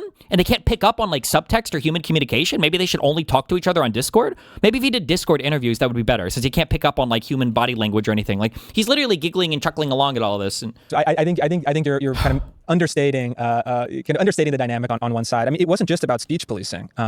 Understating. It was actually even worse than like Ezra. Even as much as Ezra granted, this guy's not going to agree that Ezra granted enough, and Ezra downplayed the fuck out of how crazy the right has gotten, and this guy's not even going to acknowledge that. After 2020, the left maintained a kind of apparatus of social annihilation. And I went through it myself. I had the ACLU subpoena me and harass me with a lawfare campaign that cost me a lot of money. I had the SPLC and the ADL put me on some sort of... A lawfare campaign? I'm trying to think if the word lawfare has ever been used to apply to, like, civil suits. Like, I know that... obviously, corporations can bully people with civil suits, and people don't like that, and that is a thing. But I feel like, generally speaking, when we say lawfare, I feel like usually that was in reference to, like, the Department of Justice. Like, when people say lawfare against Trump, they were talking about New York State. They were talking about improper use of, like, the federal authorities. But I don't know. I guess we can make the civil suits, too. I'm so curious what he actually got sued for. Every time you dig into these suits, they're always way crazier than these people say. Subpoena me and harass me with a lawfare campaign that cost me a lot of money. I had the SPLC and the ADL put me on some sort of hate list that was totally bogus, trying to destroy my reputation. And so I had people, threats of violence against me that were very credible at the time. And so, people trying to get... what does that have to do after my very credible? Family, my kids. What happened? We shouldn't forget just how awful that period was and how insane that period was. Infinite victimhood. And unfortunately, I think that many of the institutions... It's so funny. They advertise their own strategies with their projection, right? We can't forget how horrible that period was in 2016, right? This is the same thing that they accuse the Jews of doing, right? Oh my God, you're going to sit here and talk about the Holocaust some more? Why? You want to talk about the Holocaust forever so that what, you can make us feel guilty and get to do whatever the fuck you want in society? This is what he's doing right here. On the left have learned, after having suffered some consequences for enabling that, the movements that they have sparked are in fact alive and well. And look, I think the difference that maybe you're not seeing is that the radical, nihilistic, and violent left-wing movements have the full support of the left's institutions. And what we're talking about is a radical, nihilistic movement. Not even remotely close. If Ezra has spent more than 2 microseconds looking at any news outlet or any social media platform ever, we're literally at a civil war point right now inside the Democratic Party between the institution and the radicals. How could you ever even remotely expect that point to come across as true? It's on the right. Do not have any institutional support and are bubble up in your Twitter comments, which again, don't agree, but is different in kind, not just in quantity. And in the case of someone like James Fishback, I think it's a great test. Fishback is very charismatic. I think we would all agree on that. I talked with your colleague, Michelle Goldberg, about this. But even with a kind of individual charisma, if he's like the Groyper candidate for governor of Florida, which is again, like kind of a crazy thing that is happening, I want to see the actual vote tally, because that's going to show me where he is, where he stands with the actual conservative population, the conservative voter, the conservative movement as a whole. I suspect that he's going to get absolutely trounced. It happened with Vivek running against the guy Casey Putsch in Ohio. He got blown out by, 60, 70 points. And so by contrast, you look at something like the kind of trans ideological movement that I think is both kind of a lie, it's grounded in a series of falsehoods, maintained this suppressive, threatening, censorious power in the kind of pre-Elon Twitter days and in the general kind of woke years. And then look, another uncomfortable fact, per capita has committed more mass violence than any other group. And so they're so happy for like the one, or I know that one person that did the church shooting was a trans person, and I think there was one other, right? They so love the fact that the 2 trans people did those shootings, because now they can have this per capita thing basically forever, because trans people are such a low percentage of the population. They can always say that trans people commit more shootings per capita, more shootings per capita, more shootings per capita.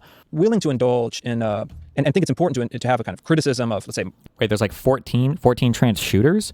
I thought there was I know there was the big one that looked into the church, and then there was at least one other. Were there 12 other trans shootings? I feel like I would have heard about these a ton more. There are 10 or so ever? Oh, I'm talking about like recently, over the past like couple years. There were 2 pretty big ones, I think. Elements on my own side. But I also think that if we were to just measure it out, to put it on a scale, it's looking a lot more like this. Assassination's attempt against President Trump, the assassination of Charlie Kirk, the kind of security posture that's required for conservatives just to go on a college campus. That's how I measure it. It's like I'm looking at it, I'm feeling it, I'm seeing it with my colleagues. After Charlie Kirk was killed, I called all the people, friends and colleagues in the business, and I just was completely distraught for weeks. And again, while I don't support James Fishback for governor, again, I think that it's kind of an empty symbolism, whereas on the other side, it feels like these ideologies have the support of the institutions, they've wielded power irresponsibly in the past, and still have the kind of ultimate political threat of violence that I know everybody in my world has seen, has experienced, has feared. And so I mean, I guess, do you not see that? I don't have the same view of it, but let me hold as saying that your experience of it. Even what he's saying there, I don't have the same view of it, implies that there's just as much truth and fact on the other guy's side that Ezra has on his side, right? We can have 2 different views on this. I understand. We can agree to disagree in here. There is no world where you believe that the radical left has support from the establishment Democrats. It's just, that is a delusion. That's a lie. That's a propaganda talking point that you use to sell your own party's radical extremist side. I understand, right? And as somebody who also, sometimes deals with threats of violence and other things of that nature, I think the way this often looks to people on the left, particularly looks right now, is that when you say these nihilistic, I think you call them, ideas are not held at high levels of the right, they're only supported institutionally on the left, I see it the opposite way. Really? Right? I see it the opposite way, and I'll explain why. Really? I don't see the SPLC, the Southern Poverty Law Center, as like a powerful, potent left-wing actor. They're not really. They could 10 years ago they could nuke you. I'll go through my thing. Yeah. ADL, I don't even see as on the left, which is a different question. I understand, but I see the Trump administration is powerfully and potently extreme and willing to use the power of the federal government, from deploying ICE and CBP agents to different cities, to supporting Nick Shirley. That was a Republican government up, by the way. All of the paperwork he got, everything he got, literally came from Republican Party elements. I do not see a world in which there is this huge separation between the extreme elements of the right and this administration. I keep hearing from people like you, right, who I think has talked about this, that there's a huge number of corpers working in House and Senate offices in Congress, that, Bronze Age pervert is one of the most popular people to read if you're a Trump staffer. And I see those things actually moving into things like national security strategies, about the civilizational suicide of Europe. Now, I recognize we're not going to agree on all this, right? This part I'm not going to try to bridge the gap. What I will say is that the other thing I think people on the left see has been a sort of movement from 2016 to 2024, where it's almost unbelievable how far things have gone, right? Even Trump 1 to Trump 2 are very, very different beasts. And so all of a sudden, it doesn't look impossible to imagine that Fuentes and Carlson and Fishback are the future, not the fringe. I think a lesson that has been burned into many of us is that it is dangerous to dismiss something that seems to have a lot of energy around it as a fringe, because what is today's fringe is tomorrow's. No one subscribed to Ezra Klein's podcast is getting converted by this guy's talking points. It's useful for understanding his thinking, though. What? No, it's not. It's not useful for anything. The guy is just speed running neo-Nazi talking points, basically. Maybe not quite neo-Nazi, but he's just speed running all the MAGA talking points. I'm not getting anything from this. Like, what is the... Like, at least on Gavin Newsom talking to Charlie Kirk, there was, like, some strategy there. This guy is just giving us his revisionist take of history that has absolutely zero foundation in reality whatsoever. Maybe not center, but much more live and potent political force.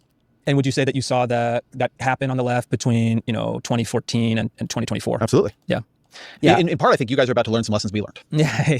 Like, it's not even remotely the same. How could you even compare the two? The worst that the left got was like the college shit and the cancel culture online shit got pretty bad. Like, I definitely agree with that. The right has us like teetering on the edge of World War III, and the United States has thrown its position away as the leader of the free fucking world because the guy in charge gets all of his news off of fucking Facebook and X. These aren't even remotely the same thing. Well, we had our moment, now you guys are having your moment. Blah, blah, blah, blah. Really? Yeah, I mean, maybe so, but I would argue that actually the right has done a better job at managing it. And I think we'll see, and I hope I'm right, that with something like the Fishback campaign. I think of James Fishback as a human meme. It's like amazing. He's like, if you just take the mimetic energy from that corner of the online discourse and turned it into a human being, it's like it would look and sound like James Fishback. Yeah. But the reality is that once those ideas gain contact with the people, the culture, the institutions on the right, they're not going anywhere. Let me try to frame this more in and terms the point on diversity. By the way, what this guy just said, like, this guy's just a giant. Just curious. Hold on. See if anybody can think of what I'm alluding to. Okay, so. This guy's just a giant fucking meme, right? He's crazy. Our institutions obviously wouldn't support him. He's a wild, insane dude. He's saying crazy things. He's like racist. He's hateful. Like, this guy, I mean, like, he's just a wacky, loony fucking dude, right? Like, this guy just, right? This is every single fucking thing these guys said about Donald Trump. The exact same verbatim. Nobody took Trump seriously in the beginning of the primary. Nobody. Halfway through the primary, people didn't even really take him that seriously. It's the exact same shit. But once Trump got in, every single conservative became the most ardent Trump defender on the planet. There's more in terms of arguments I've seen you making. Sure. And tell me, if I get a chain of this wrong, you tell me where. I will. Right? I think you now have a problem with a racialist right. I think watching the takeover of conspiracies after Kirk's murder has been sobering or scary for a lot of people on the right. Don't do that type to watch people accusing Israel of it, to eventually see people accusing Trump USA of it, or some kind of plot from the people around him, I think has been, for major figures on the right, to be making those arguments has seemed to me to be a kind of shocking moment for a lot of you. And then I've watched you and others, on X and elsewhere, like look in your mentions and be like, oh shit, there's a lot of racism here. But don't do that. Something's happening. So you tell me which part of this you don't agree with. Yeah, well, I mean, here's how I see it, and your general analysis is correct. So there is a racialist right, let's say. I've been writing about this for a number of years, but I think a lot of it is something of an optical illusion, where, and you see this on let's say on the left, where a small group of people that is very loud online appears to represent a larger share of a political coalition or the general population than it really does. And so, look, I don't want a racialist right. Remember, Steve Bannon, okay, like the fucking co-founder or the inheritor of Breitbart, the guy who calls himself like the founder of the modern alt-right, was a Trump campaign surrogate and then was a White House surrogate that advised Trump on elections for like 2 years or whatever into the Trump presidency in the first one. Steve Bannon, by the way. But yeah, we'll pretend it's the same on both sides. Political coalition or the general population than it really does. And so, look, I don't want a racialist right. That is like a clear position on my part. And I think to the extent that we have like anti-Semitic conspiracy theories bubbling up from the digital sphere, it's a problem that we have to deal with, an untruth or a falsehood that should be called out for what it is.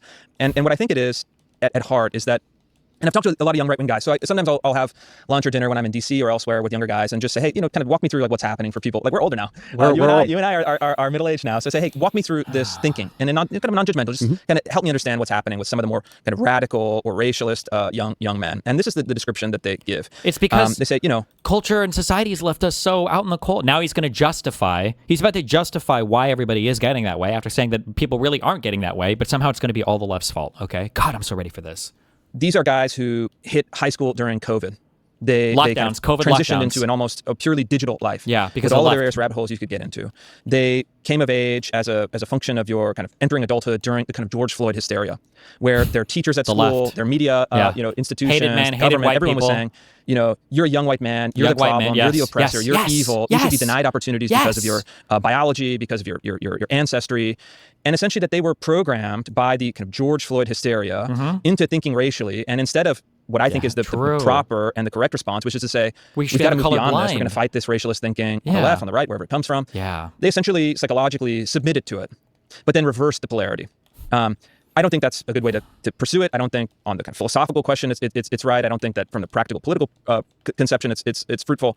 But in a certain way, it's like, I get it. I understand it. Young people are responding to the left. Kind of in a position of growing up and having a chip on your shoulder. I think it's extremely destructive. And what I see as the antidote to this, at least within my political coalition, is to be an older brother figure to say, hey, I could get why you think that. However, the actual path to success is this other way. So I don't think that this is like predetermined. I actually think that young people have their brain isn't locked in its ways. And so I think you want to bring people who are frustrated towards a better path. And I think that someone like Candace Owens, who's just like driving people into a ditch, you have to kind of guide them away from that. So I think first there's truth to that narrative. I do think that one of the things that happened over the past decade or so, and this is something I talk about in my first book, Why We're Polarized, is there's a huge upsurge in telling people that the right way to understand life. Like he's not like fully incorrect, but this is maybe it's just like Israel Palestine, like everything is like people just tell one side of the story. Like we're just only going to talk about the left. We're not going to talk about like people look at black people and it's like George Floyd, what's going on there? George Floyd. True, but people looked at like the when Obama mentioned that Trayvon Martin could have looked like his kid, and Republicans in the United States lost their fucking mind over it. Or when Obama said that the whole Henry Louis Gates thing, when he got arrested outside of his own fucking home, that maybe the cops acted stupidly. Ben Shapiro cited those two things as like radicalizing moments in his life against Obama. So why would you be surprised when a whole bunch of people look at the George Floyd situation like, man, I don't know, maybe people hate black people in this country. It's kind of weird, right? I mean, but there's no accountability ever. It's the adult-child version of politics as well. Like, Republicans can only respond to their environments. Democrats have to rise above and do better. America is all through the lens of identity groups. And when you tell people to look at identity groups, they will form a more coherent sense of their own. And a line I have in that book is, identity activates under threat. Sure. And so the more you tell people that their identity is a problem, the more they're going to begin to defend that identity and feel that identity and begin to self-define around that identity. So I think all of that happened. And I think that you would also agree, perhaps, that the institutions, the legal system, the prevailing narrative at universities, corporations, et cetera, was explicitly anti-white for a number of years, that for these young people were formative. I think it's sometimes moved into being anti-white. I would not say it was all explicitly anti-white. I did anti-white. hundreds of reports on this from institutions, from banks, corporations, universities, white man bad. If you wanted to just put it into kindergarten language, white man bad. And that was the dominant position for the institutional left. I remember telling people around me that this thing where people are putting out like papers on what are the negative traits of whiteness was a disaster, right? So I don't necessarily disagree with that. I think there's truth to it. And legally, affirmative action, DEI, was institutional, government-backed discrimination against one racial group. So the thing that I'm interested in, though, here is that... No, it would be at least two, because Asians complain. That's one of their talking points, but he's not using that one now, I guess. You're now in power. And I live on a farm in Washington State. Your executive orders get past the whole thing. And these things can all go in better or worse directions. These are all long-standing energies in American life. The sort of argument I'm going to make, to be, cards on the table about what I'm doing, is that I think the empirical and epistemological structures on the right and the habits they took on in order to win are playing with passions that are very dangerous. Like, I'll give a good example of this. Sure. You can believe what you want about whether or not the immigration of Haitians into Springfield, Ohio. My issue with that guy earlier in chat who was like, it's not like Ezra Klein's audience is listening to this and falling for it. My issue is that, like, when you come away, like, who do we think we're listening to right now? Okay. We think that we're listening to, if we were to draw the political party lines here, if this is the center. Okay. Ezra Klein is generally speaking, I feel like if we have our center left, we'll say progressives, and then we'll say our communists, okay? Communist socialists. The impression I think that most people have is that Ezra Klein is quite close to right here. He's on this like progressive-y, like almost far lefty kind of thing. I think this is where most people in their minds have like Ezra Klein kind of clocked. It's like a little bit, like quite a bit further left, maybe not all the way on this like super progressive side, but I think this is where the average audience assumes that Ezra Klein is. And then on the right, we've got, I don't even know how the fuck you would draw these anymore. I guess we can just say MAGA, and then you've got, I guess, just like full-on neo-Nazis over here or whatever, right? Coming in, I guess, Chris Rufo, I guess. I don't know, where do we think he's going to be at? I guess based on the entry and his political strategy, I would have expected to be around like kind of this MAGA line kind of area, I guess, in this area he would be. But then when we actually listen to this interview, the positions that these guys are defending, right? So we imagine that this conversation is going to be like fighting a little bit. It's going to come across as kind of like this center-left fight here. These are going to be the grounds we're fighting on, I guess. Ezra Klein has conceded every single fucking thing right up to the center or beyond. Like at least he's conceded like all this ground. And this guy is defending Chris Tucker's great replacement theory. And he's defending James Fishback as like, oh, well, he's a really charismatic guy and we can kind of see where the party is, right? And he's not conceded a single fucking thing. So the actual ideological ground that we end up fighting over is like way the fuck over here. It's like what this podcast is basically promoting. And it's like, what the fuck are we doing right now? What is this? Like, this is the ground that we're fighting on. It's like, it's just insane to me. I don't know. Whatever. The people of that city had mixed views on it. I mean, the mayor and others were very pro, and it had been good for the economy, and Springfield had been in a period of decline, and then you had a large Haitian influx. And then you get into this thing that happened in 2024 about Haitians eating cats and dogs, where there's a Facebook post, and the right, all the way up to Donald Trump in one of the debates, begins adopting it. You sort of go on a quest to try to figure out if it's true, and, you know, to shorthand a long story, maybe in Dayton, Ohio, there was somebody who wasn't Haitian. Correct. Who maybe somebody thought, but other people didn't think had eaten a cat. Somebody and other people is quite important. People can read your piece. Yeah. They can read the Drop Site News article. I'm not going to convince you one way or the other. But the Drop Site News article, they went out to debunk my story, and they ended up finding another independent corroborating witness. So it's not how I read it. I read it. But I, on some level, am not even focused on that. What I'm saying is that when you get very into moves like, we are going to accuse broad communities of eating cats and dogs, which I think we can all agree, Haitians are not in general eating cats and dogs. Not conceded, but granted. You're debate brain, dude. In conversation, you can grant things to explore further down the logical chain instead of parking at the first issue in it. No, you fucking retard. If you're granting too many like actual facts, then the moral question is boring at that point. It's like having a trial for a person who's accused of murder. And it's like saying, okay, fine, let's grant that he murdered the person, okay? What are we going to do? Well, what do you mean? It's a capital offense. It's a felony. He's electric chair or whatever, right? He's going to die. He's sentenced to death. It's like, well, hold on, bro. And then you're like, come on, Destin, you don't have to debate on every single fucking fact, okay? Can't we explore further what we do? No, that's it. If you grant the facts that Ezra Klein has granted, then everything this guy's saying is true. There's not even an argument to be had here. If it is the case that the left were way too aggressive with all their cancel culture, that the right is really only responding to a heavily aggressive leftist environment where all of the far left figures also enjoy broad institutional support from the Democratic Party and they've been working in conjunction with each other to constantly attack and threaten conservatives, then everything this guy's saying is pretty true.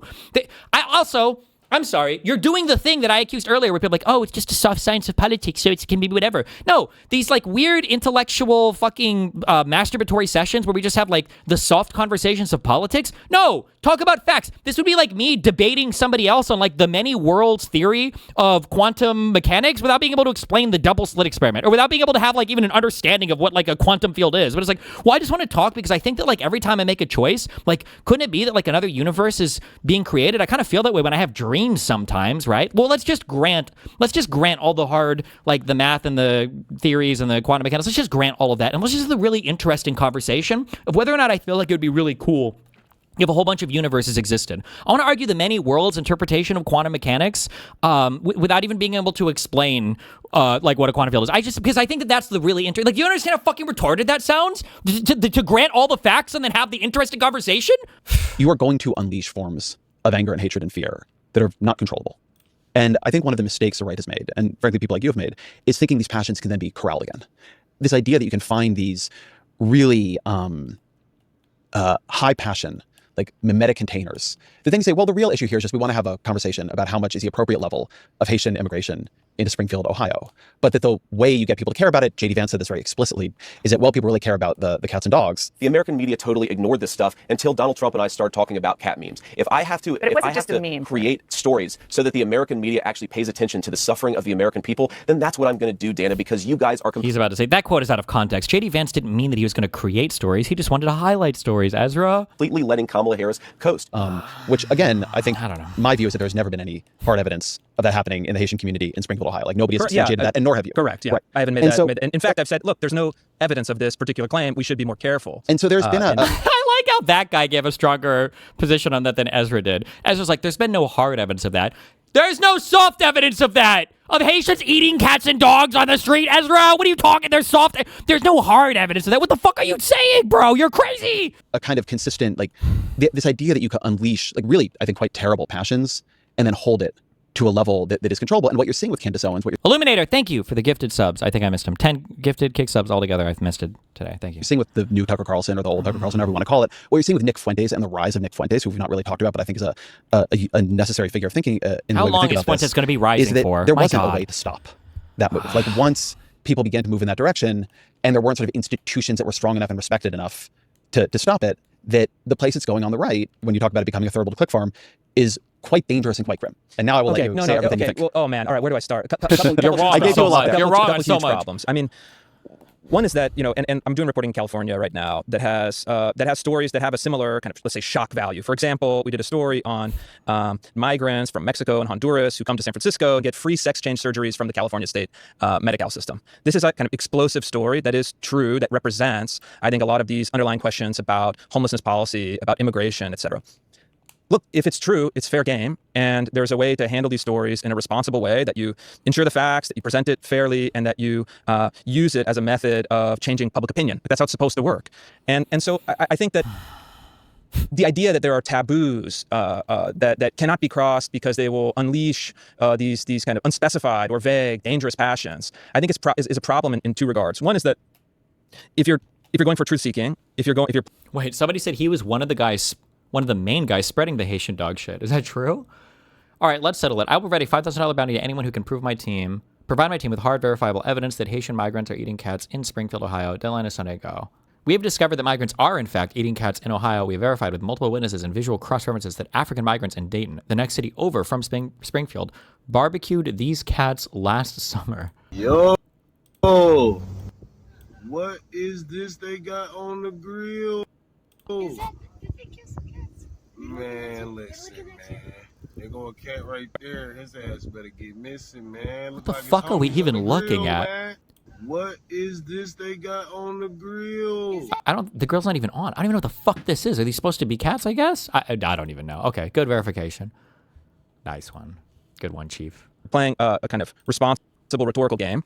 No, I don't think that these questions are out of bounds at all. But second, the predictions have always been that it's going to unleash some kind of horrible nativist violence sentiment, et cetera. But the only example of an ideological-driven assassination that we talked about today is the assassination of Charlie Kirk. Yep. This kind of prophecy of political violence is really comes...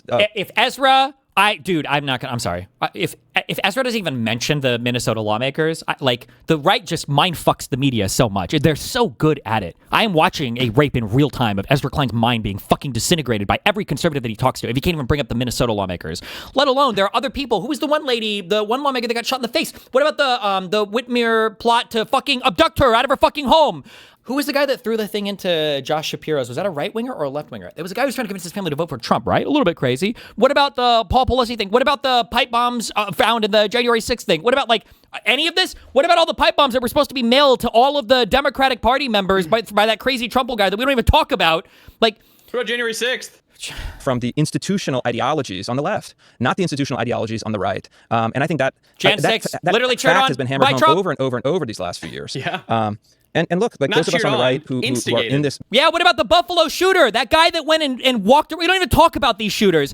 Everybody knows about, the Charlie Kirk thing. Everybody knows about the Trump assassination attempts. Nobody knows about the guy who I'm pretty sure was on a live stream. I feel like I watched this a while ago. He was on a live stream. He's shooting and murdering black people in a store. Comes across a white person, like, oh no, not you, you're chill, and then goes to kill more black people. Like, probably have to have like. The problem is the Democratic media, they just get bored and then they move the fuck on. No, it's not that they get bored. It's that they don't have a fixation point. They don't have a media control thing where it's like, we need to talk about this for the next 3 weeks, guys.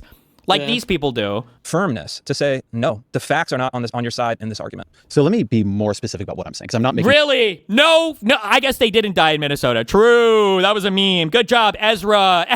Nice. Good one. True. I changed my mind. The Jews are controlling everything, and Ezra Klein is part of the Jewish conspiracy controlled by the right to launder these people's reputations and image. True. A vague prophecy of political violence. And I'm also not saying that there are these taboos you shouldn't touch. I think where I'm disagreeing is to say that there actually isn't truth-seeking here. There isn't enough truth in these arguments. There's too much of an attraction. Which arguments? So, arguments like the Haitian cats and dogs. We'll talk about others in a second. Which is fine. Yeah.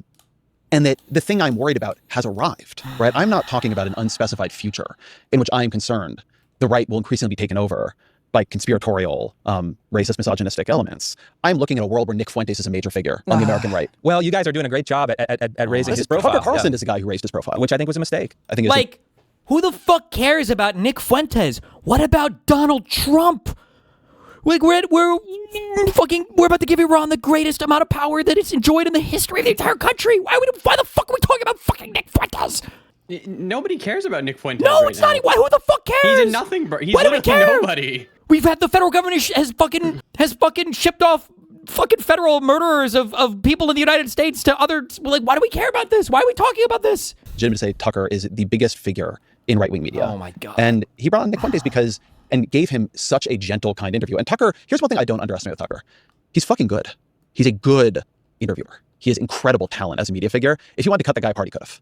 As he did to Mike Huckabee when he wanted to do that, or to Ted Cruz when he wanted to do that. Those who bless Israel will be blessed, and those who curse Israel will be cursed.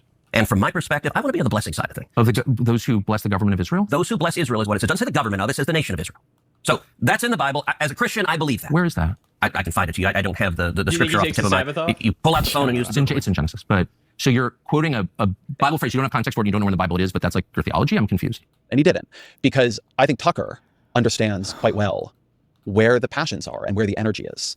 And when I hear you No, that was just another example, just like Ezra's team and Ezra know nothing about the online media sphere or know nothing about where the more radical movements are in the United States. That was an example of Ted Cruz having no fucking idea. I think Ted Cruz legitimately thought he was going to talk to the host of Fox News, Tucker Carlson, for that interview. He had no fucking idea what he was walking into for that. Times I hear you being more concerned about this.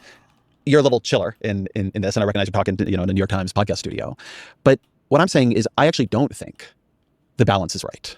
That I think for some time people have been, and Donald Trump himself is like the king. Like Ezra is like presenting this as though this is supposed to be like a mindfuck big reveal that they're about to fight passionately over. Like, I actually think that the right has more political power. I actually think, the people with the 6'3" Supreme Court that stole a fucking judge from us, that have been ruling from the fucking White House for the past year and a half.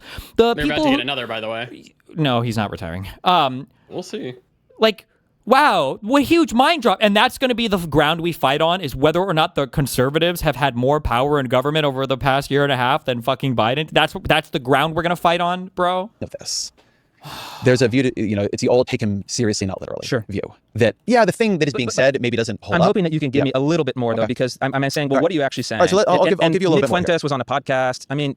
Are you saying Nick Fuentes is not a big figure now and is not influential among young people on the right? Who cares, is that really, bro? Would you really make that argument? No, I would make a slightly different argument. I think that Nick Fuentes is not a fundamentally political figure. He's a hyper-real figure of spectacle. That, again, you can read my writings on the question. You can read my writings on this. You can agree with him if you want, Ezra. You just have to make a real fucking argument afterwards. He's a hyper-real figure on the right who's more of a spectacle than a politically active figure.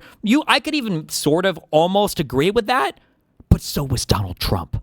That question. I think he's a bad influence. What I've cautioned people on the right about that genre of personality is that when someone goes on a video and says, I love Hitler. Obviously, we don't love Hitler. Neither of us are fans of Hitler.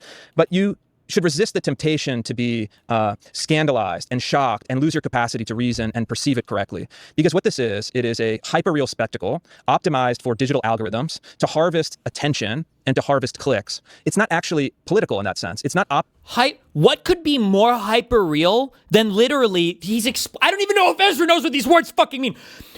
I think I don't even truly hyper reality is I think this is a Baudrillard concept, but it's like the idea of like a fabricated reality where you have your simulacrums and your symbols within this hyper reality that are in some way symbolic of the things that exist in reality. So like the micro Disney castle that exists in the background, but it almost seems like it's large enough to be a castle because of the perspective thing, and then it doesn't actually even resemble the castle that exists. You're living in a hyper reality, right? But what that guy what could be more of a hyper real thing than pretending that Haitians are eating cats and dogs, for that to be some kind of simulacrum that stands in for how immigrants conduct themselves in the United States, especially black ones, that you can actually cash out with some form of political action, like causing people to vote a certain way related to immigration, because this is what you've mindfucked people into believing. I don't even know if Ezra understands anything's even being spoken about by the other guy here, though. It's okay. To harvest attention and to harvest clicks. It's not actually political in that sense. It's not optimized towards any political outcomes. I just reject this idea that, some dumb kid that has, hijacked the algorithm with, superficial ideology. Like, dumb kid hijacked the algorithm with superficial ideological positions. Spectacle is somehow therefore a symbolic. Who does that describe, Mooten? Dumb kid hijacked the algorithm. Superficial No, close. One more. Think. Dumb kid. Oh. Yes. Yes. I know. My mind melded. I just gotta remember his name. You got it. The YouTuber who went and did the. Yep. Close. Oh, Nick. Yes. No. Yes. Oh, Nick Shirley. Yes. Correct. Yes. And what happened as a result of that? Dumb kid, superficial positions, hijacks the algorithm, literally, definitionally, causes ICE to be deployed to Minnesota in record numbers that results in federal killings of U.S. citizens unseen in the U.S. history since fucking, I don't even know when. Like, and Ezra can't connect the dots on any of this. He can't even have the conversation. He's not following the... With superficial ideological spectacle is somehow therefore a symbolic of where the right is going as a whole. I think hyperreal is doing work in this argument that is not actually connected to what hyperreal means. I can imagine somebody sitting in front of me, even sitting in front of me here in 2015, and us younger, handsomer. Yes. And you tell me this about Donald Trump. Tell me what? That, listen, but you you're all are past being that. easily provoked. That is true, but you're looking at a hyperreal, algorithmically oriented, attentional spectacle and treating it like it's a serious political force. And then maybe if I had been wiser about what Donald Trump represented and the way in which the hyperreal and the real were going to converge in the life that we actually lead here, I would have said, sure, okay, he's no, kind of there. attention is the fundamental currency of modern American politics. Sure. Things that we have actually fewer defenses against things that feel fundamentally ridiculous. Things that this is an era of the trickster spirit, not the earnest energies. And many people like me, I mean, you may remember this, Huffington Post initially would only cover Donald Trump's campaign in its celebrity and entertainment news section. Is that right? I don't remember that. Because he was funny. a ridiculous hyperreal. I don't remember that. He absolutely does. And he's lying because the whole talking point about Trump, and I guarantee you, I fucking bet my balls on it. God crush my balls if I'm lying on this, that this guy himself has said the line, Trump got millions of dollars of unearned free advertising. Nobody took Trump seriously in the beginning, and that was their problem. They didn't take us seriously. Nobody took Trump seriously, and they tried to make a mockery out of him, but he resembled and represented the average American way more than the fucking out-of-touch loser fucking media, blah, blah, blah, blah, blah. Guarantee you this guy has said these exact words before. And now he's like, oh, I don't remember the media not taking Trump seriously. Oh, you're right. Spectacle, and to treat it as a serious thing would have been absurd. I think many of us were perfectly willing to say Nick Fuentes is a marginal, absurdist figure. And then it became clear in the Tucker Carlson moment, and given where Tucker has gone, that there's like a conveyor belt of these ideas, and they go from the fringe to the far right to the slightly less far right to Donald Trump. Okay, well, here's where I would disagree. And you actually have a real world test, right? These kind of ideological media figures are playing a very different game than Donald Trump was playing, and you know that because Donald Trump actually played the game. He announced for president, and he, against the odds, against many of the institutions, he won. And so you have to say, yeah, Trump also uses media, but that's like, that's a superficial comparison. You have to say, what is the actual goal? And the goal for like the streamers is not to pass legislation. It's not to win elections. It's not to cobble together a majority, but it's in fact, it's kind of a narcissistic endeavor to get personal attention. And so, but that's the end point. There's no actual bridge that can go over. And look, that's a lie. He's correct in that. He is right in that analysis, but there is a bridge, and the bridge is the Conservative Party that's realized that. Imagine what narcissistic streamer YouTuber people, they don't care about policy outcomes. True. So let's make them care. Let's make them care. What would be the best thing we could do with a bunch of narcissistic streamer people? How about giving all of them the fucking Epstein file binder, and having them fucking pose in front of the fucking Capitol? Too. Yeah. What better narcissistic endeavor than this? Than connecting policy and politics to narcissistic streamers? Or how about this? What if we actually fucking start having a week or two where we literally host podcasts in the fucking White House, where we bring these fucking losers in, these Charlie Kirk losers, these Benny Johnson losers. We bring them into the actual White House and have them do podcast episodes in here. You are connecting and this guy knows We're also having people in the cabinet whose wives are doing podcast episodes with fucking everybody. Yeah. It's retarded. And this guy's acting incredulous that there's no connection here. There's not on the left. He's right on that. On the left, there's not, because Ezra sure as fuck is not connected to any part of the Democratic Party doing anything effective right now. That is true. And that's why Ezra can't fathom it, because he hasn't stepped outside of this world. He's part of the infinitely cucked lib left.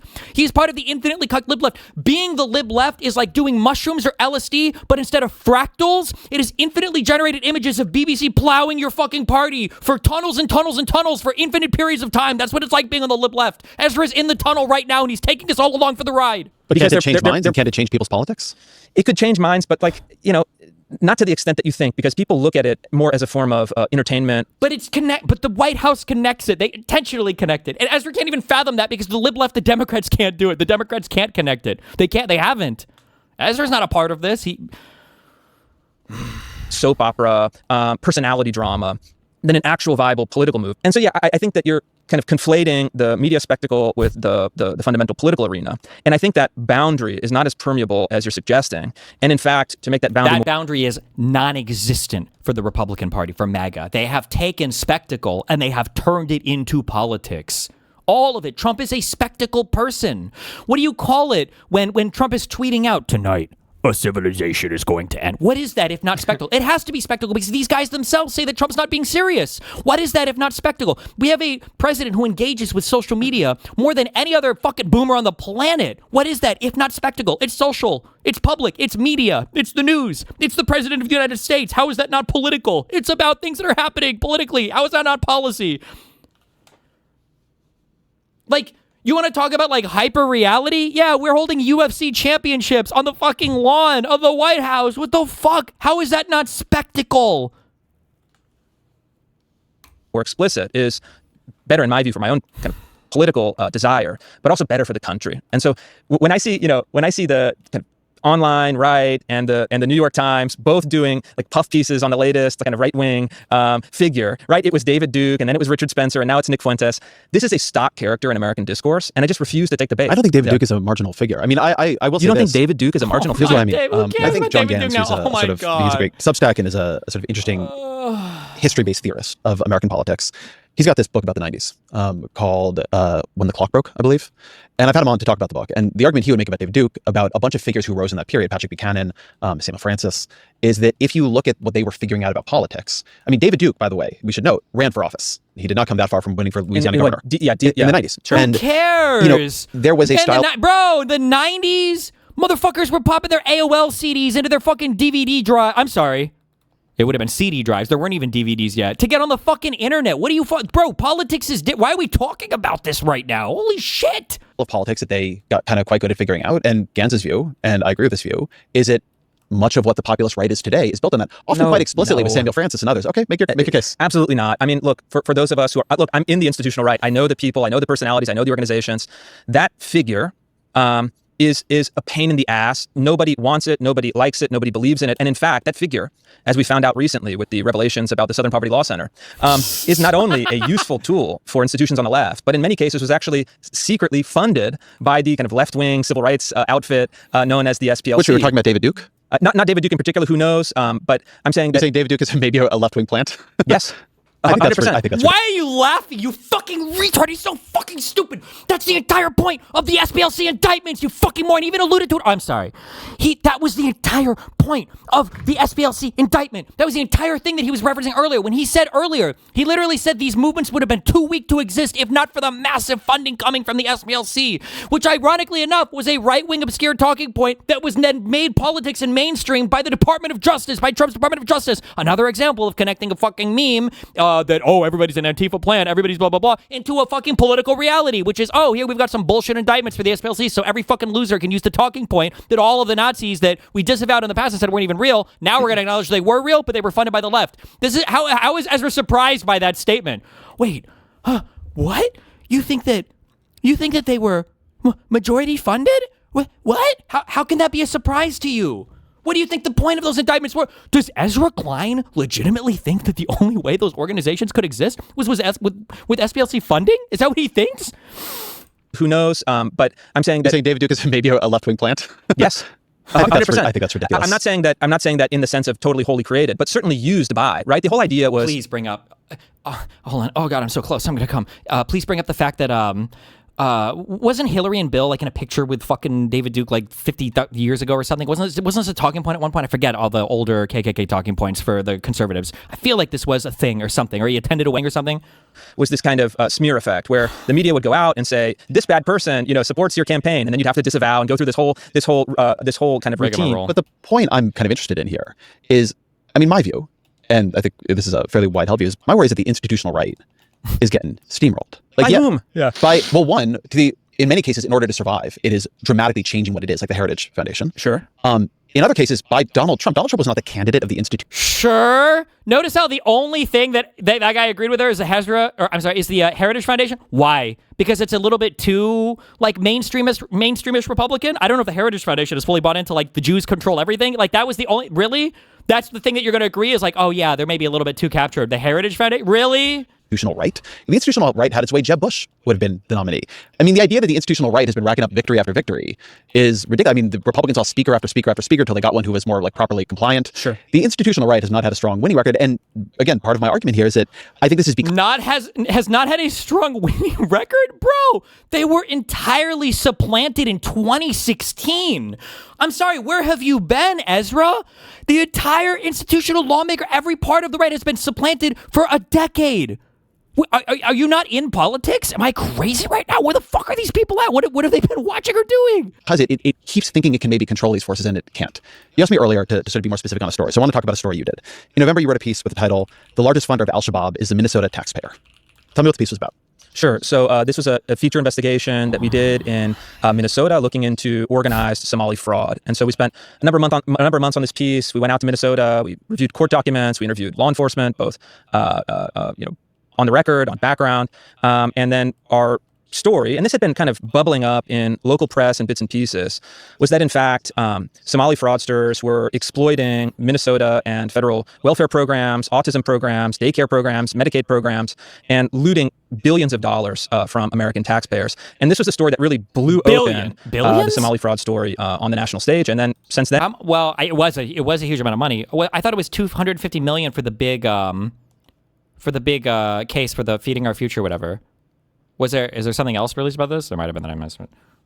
And as sometimes happens when you report on an explosive story, it kind of ricocheted into an entire movement, really looking at large-scale fraud in American public institutions. So this really large-scale fraud. It ricocheted into large-scale fraud for the American public institutions. That's it. That's where we're going to for all of them. It wasn't hyper-focused on one particular thing or one particular type of people, or a couple pieces of this. So as you know, the fraud had been reported elsewhere at the Star Tribune, and it had been bits in national and pieces, news. Yeah, there are bits and pieces. There were prosecutions, right, which is where a lot of the information came from. It began in 2022 under the Biden administration. The big sort of move you made in this was to say this is financing foreign terrorism. What was that argument? Sure. The argument is pretty simple, and the mechanics of it are this. So we have billions of dollars being stolen by Somali fraudsters in Minnesota. We then have huge amounts of money being transported out of Minneapolis Airport, Seattle Airport, in cash, in actual physical currency, in suitcases that goes to Mogadishu. And then when in Mogadishu, it is distributed through various parts of the country through what is called the Hawala Network. Hawala Network is the name for kind of informal, cash-based, clan-based financial institutions. They don't have a strong formal banking system in Somalia. It's a rough part of the world. And so they have these couriers that move money in cash, and all kinds of think tanks, military, U.S. government, Department of Justice. I don't know anything about this story, so I haven't done any research. Do you think Ezra Klein knows anything about this story, and he's done some level of research, or probably not? Democrats have essentially made the case that Al-Shabaab is taking a cut of Hawala financing. And so when we talked with federal law enforcement agents and investigators who have been working on this case, they told us that the flow of funds was this: from the taxpayer out of the airport in suitcases to the Hawala networks in Somalia, and therefore to the Al-Shabaab terror networks taking their cut. Essentially, like we have Visa that takes like 3% of your credit card transactions. In parts of Somalia, Al-Shabaab takes a cut. Not exactly sure how much that is, and federal investigators say, hey, once it exits the country into the Hawala system, you can't claw that money back. There are no written receipts or banking transactions. But the scale of that money that was that was remittances from fraud was so enormous that over time we're talking about huge sums of money. So I want to take a beat on whether or not this turned out to be true. So the key named source in your story was a retired terrorism investigator named Glenn Kearns. He later came out, claimed that he was misquoted. He said later the story was bullshit. Oh, so we're going to finally get into the weeds on one particular story, and holy fuck, thank God, Ezra Klein may be fucking prepared for this one section. Well, while letting him fucking mentally destroy us for the past hour and a half. Finally, maybe. Okay. And that he did no on-the-ground investigating in Minnesota. The two top prosecutors of the fraud in Minnesota said the perpetrators were motivated by greed. There's no evidence of terrorist financing. Do you still stand by this? Of course I do, yeah. And a couple things. So the Glenn Kearns detective is very odd. We have him. One of the, some guy said this in my Kiwi Farms thread, actually. And it's true. One of the ways, I've said this a lot, that you can tell, I call this that table thing, that you can always tell somebody's full of shit, is when they have a belief. That belief is based on some pieces of evidence, and then you go through the evidence, and every time you take away some piece of evidence, the belief actually gets stronger. Like, what that shows you that the belief was never founded on evidence in the first place. Oh, I call this the floating table, right? How much weight can this table hold? 100 pounds. Well, I kicked one leg out. How much can it hold now? Now it can hold 150. Okay, I kicked the second one. It's almost ready. Now it can hold 300 pounds. Okay, it has no legs now. Is it on the ground? No, my table can hold 10,000 pounds floating in the air. Like, it's fucking retarded. On the record, we have a transcript of his interview. I'm not sure what happened. My suspicion is that when this story blew up into a huge national story, he got spooked or scared. But the paper in Minneapolis tried to go through our piece and with a kind of criticism, couldn't lay a glove on it. Didn't debunk or even really contradict any of our points. You had one source who knows, don't know his personal circumstances. But he was the only named source. I don't think he was the only named source in the piece. He was the only named source making this terrorism argument. Well, incorrect. So we had multiple high-level federal officials who confirmed to us the flow of funds. We substantiated it with contextual reporting from Foundation for... Confirmed the flow of funds? As in, once funds were in another country, they could go anywhere? I don't understand, like, the argument that, like, I fund terrorism in every country on the planet if we're going to make that argument. Because when I buy something, if I donate $20 to Melina's stream, I send her $20 and she goes and she spends that money on Swedish extremist terrorists. Am I funding terrorism? Like, what is that argument? The connection is so loose. You need an intentionality at the start to say that it's funding terrorism. Otherwise, the argument is bullshit. Or you need a significant percentage of the funds to be hijacked. Not just like the flow of funds. Anytime somebody says some shit like the flow of funds, what do you mean? What percentage of the funds? Do people know about this at all points in the transaction? How much are we talking? Defense of Democracies, from the United States Military Academy, from the Department of Justice. We were saying simply, logically, if we know from a variety of sources that Al-Shabaab is skimming off the Hawala network, and we know from a variety of sources that money is moving through that network from fraud committed in the United States, it's a logical syllogism, right? A, B, C. A logical syllogism. What a fucking joke. Are you oh my God. It's okay. And so we know that this to be true. And I think that idea that because they weren't motivated by terrorism is not something we alleged and is essentially irrelevant. The facts as they played out were that... Do you see what he just said? It wasn't motivated by terrorism. They didn't. So it's exactly what I just said. It's exactly what I just said. Money is going to some country. Once that money's in that country, it's impossible to say where exactly it goes. And there are bad elements in that country that can skim money off the top of any money in that country. Therefore, anything happening in the United States is funding terrorism. Like, it's... something we alleged and is essentially irrelevant. The facts as they played out were that through that network from fraud committed in the United States, it's a logical syllogism, right? A, B, C. And so we know that this to be true. And I think that idea that because they weren't motivated by terrorism is not something we alleged and is essentially irrelevant. The facts as they played out were that the Al-Shabaab terror network benefits from fraud in the United States that has passed through their financial system. Your piece is actually quite careful, right? I've read the piece, I've read it carefully. And you're right, you don't allege that the point of this is to fund terrorists. Then when you sort of promote the piece, your tweet is, Somalis are stealing billions of dollars from American taxpayers. Good job. You're getting a little bit more into the context because the piece will never do that. The piece doesn't have to do that. All the piece has to do is lay some weak factual foundation and then they can narrativize the rest. Sending cash to terrorists back home. It's time for @real Donald Trump to revoke temporary protected status for all Somali nationals in the United States. It's time for them to go home. And he's going to argue that it's factually true. Somalis are stealing billions of dollars from American taxpayers and sending cash to terrorists back home. He's going to say that it's factually true. But what do you think when you read this? That there is an intentionality here. That they're literally stealing money from American taxpayers because they want to send it to terrorists. Not that it happens to be that some terrorists might skim some part of that cash, maybe, if it goes to some part of a country, maybe. @real Donald Trump to revoke temporary protected status for all Somali nationals in the United States. It's time for them to go home. And I have, I think, 2 or 3 issues here. 2 or 3, all right. Let's go through them one by one. Yeah, we'll do them. I'll give them to you. You have a limited number of people, right, committing crimes. They're being prosecuted, right? The prosecutions begin under Biden. This is not like a swept under the rug thing. You guys did not come up with this. You didn't find it yourself. And they were stealing a lot of money. I mean, that part is true. The sending cash tariffs back home, as you say, you have a more complicated I linked to the piece, and then you could... Like, so, why even say complicated? It's misleading. It's a fucking lie. It's misleading. It's a fucking lie. You're giving an intentionally incorrect view of how those people are intending their funds to be used. I don't support the Chinese Communist Party. I do not personally support it.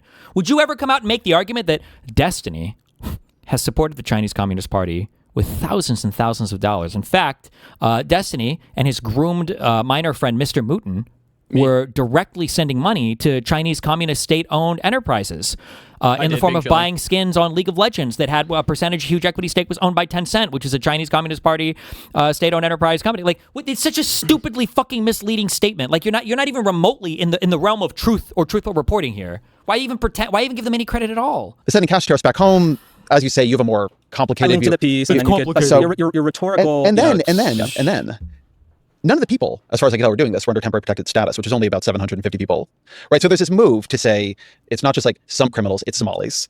And it's not just some money is being scammed because of a weak banking sector, it's they're funding terrorism. And then it's to get Donald Trump to deport people who are unrelated to the crime. Okay, so a couple points on that particular argument. So the point of the piece, broadly, it raises the question of immigration. And now he's going to do the thing that we did with the mass migration with Tucker Carlson earlier.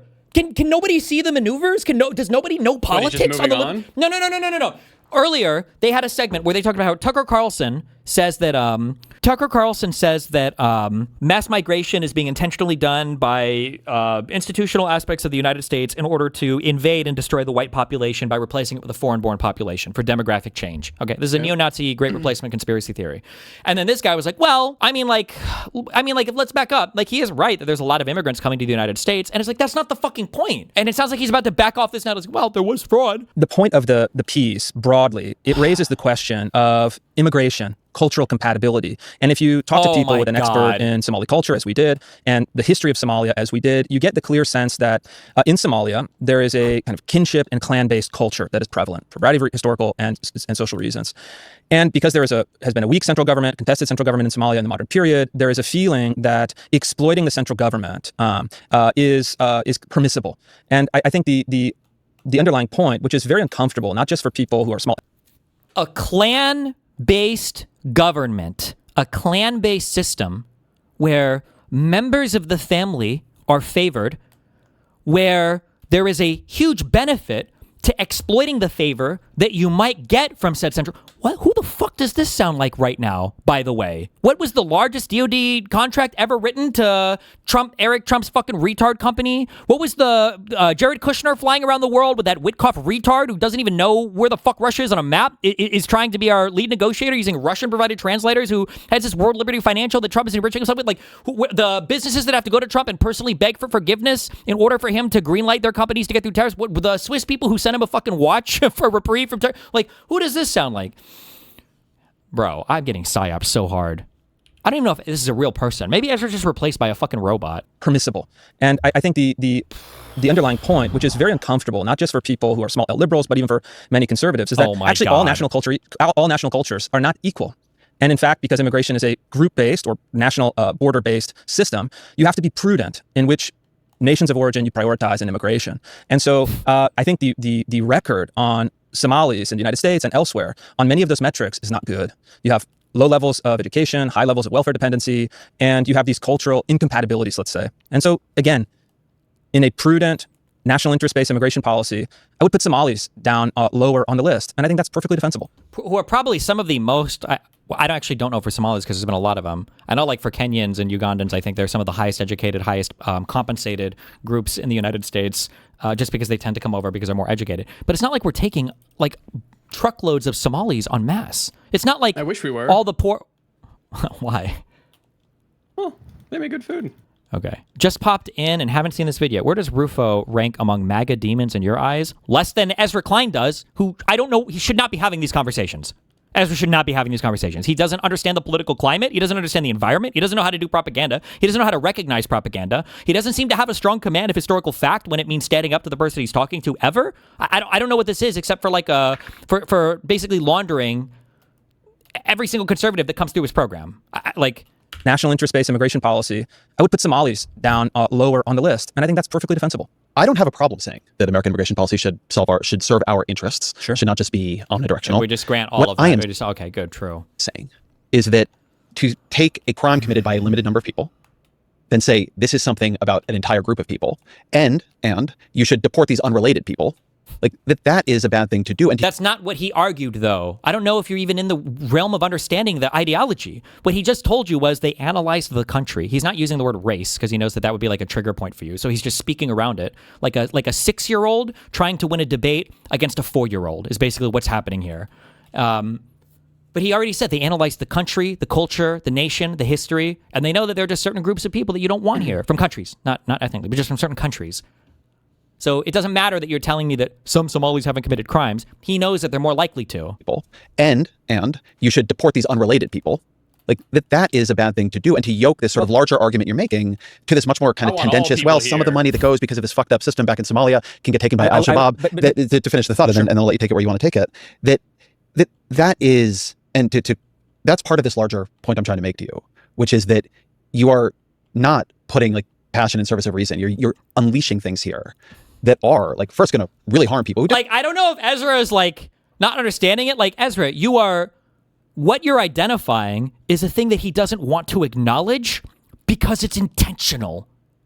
Like I don't know if he just doesn't realize that, right? It's like having a conversation with a frat boy and you're like, you are dumping tons of GHB or Rohypnol or whatever the fuck into this drink that you're serving to these girls. Like, we need to have a conversation about what happens when people take this. Because I don't know if you're aware of this. I think that when you're serving these drinks to these women, and then when they're passed out naked, and you and your boys are fucking her afterwards, you might actually be, maybe, like, that might be rape. So we need to talk about, like, mass dumping, like, all of this stuff into these drinks. We need to have a serious conversation about this. And it's like, are you fucking retarded? You're acting like you're helping him to discover that he's using a strategy that might lead to bad outcomes when this guy is intentionally using that strategy because he wants the bad outcomes. Nothing wrong, right? These Somali temporary protected status, I mean, many, as you say, Somalia's a tough place. Many people flee it for completely reasonable reasons, and we honor them for doing so and trying to make a better life for them and their families. Like, they did nothing wrong. I think you actually do believe in many things you've written in like the primacy of thinking about the individual. If you want to say that our immigration policy should not favor Somalis, fine, fair enough. But our immigration, the temporary protected status is based on group designations, and in fact, Somalis, Haitians, but the people are going there who did not do this crime. Right? We agree on that part, right? Hold on. Well, let me take it in pieces. So you can't pull a single concession out of him. He can't even get one single concession out of him. Do not recognize the asymmetry here? You can't get one single concession out of him. A couple kind of factual problems here. You said a limited number of people committed these crimes. I'm actually not sure that that's true. Thank you. And I'll explain it. Correct. That's right. Genotype is what causes phenotype.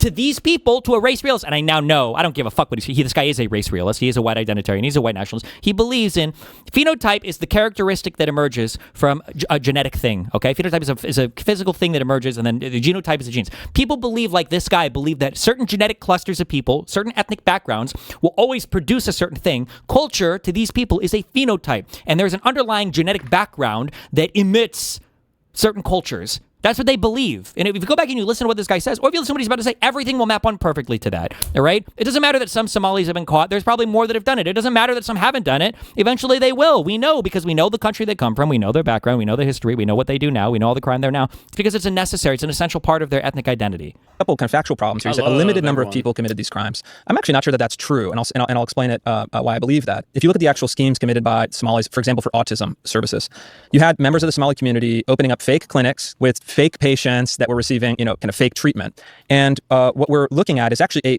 non-insignificant number of people that were involved or had knowledge of these schemes as they were unfolding. Because you're talking about thousands of patients, larger family sizes.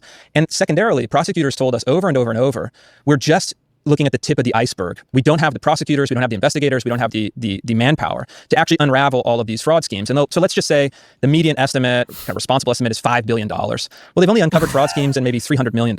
And so, like, we're doing an estimate from an estimate from an estimate. You're saying, well, they didn't have the resources to get everybody, so we're just going to go ahead and assume that the same level of fraud exists all throughout this. Like, it's not even a good way to make an estimate. So that tens of did he say billions or tens of billions earlier fraud is actually only 300 million of discovered fraud. And then it's just, trust me, bro, there's billions and billions more that we haven't uncovered yet. Bro, give me a fucking break. So that would indicate that actually the vast majority of the schemes were simply kind of vanishing through your fingers. And so you're actually getting what I believe is, because also the Somali community is very concentrated in geographically tightly integrated in kinship networks, I actually think you're getting the complicity or knowledge of actually a non-insignificant part of this community. Are most Somalis in you don't Minnesota? approve of that.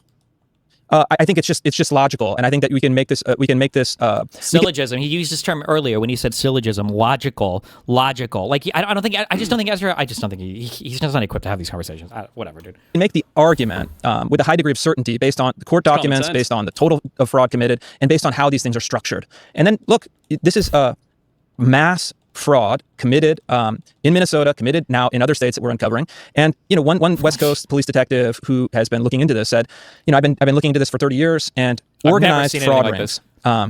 One investigator we talked to, one prosecutor we talked to, one investigator we talked to. Remember, when it comes to Donald Trump, having like a story where it's like 5 sources inside the State Department, by the New York Times. 5 what? Doesn't matter. Anonymous. Don't believe him. Doesn't matter. Anonymous? Why the fuck would I believe this person? Meanwhile, their guys, we talked to an investigator. We talked to a guy who, none of this is in court documents. None of this is in charging documents. None of this has been shown or leaked from subpoenas, grand jury testimony, nothing, right? But trust me, bro. Give me a break, bro.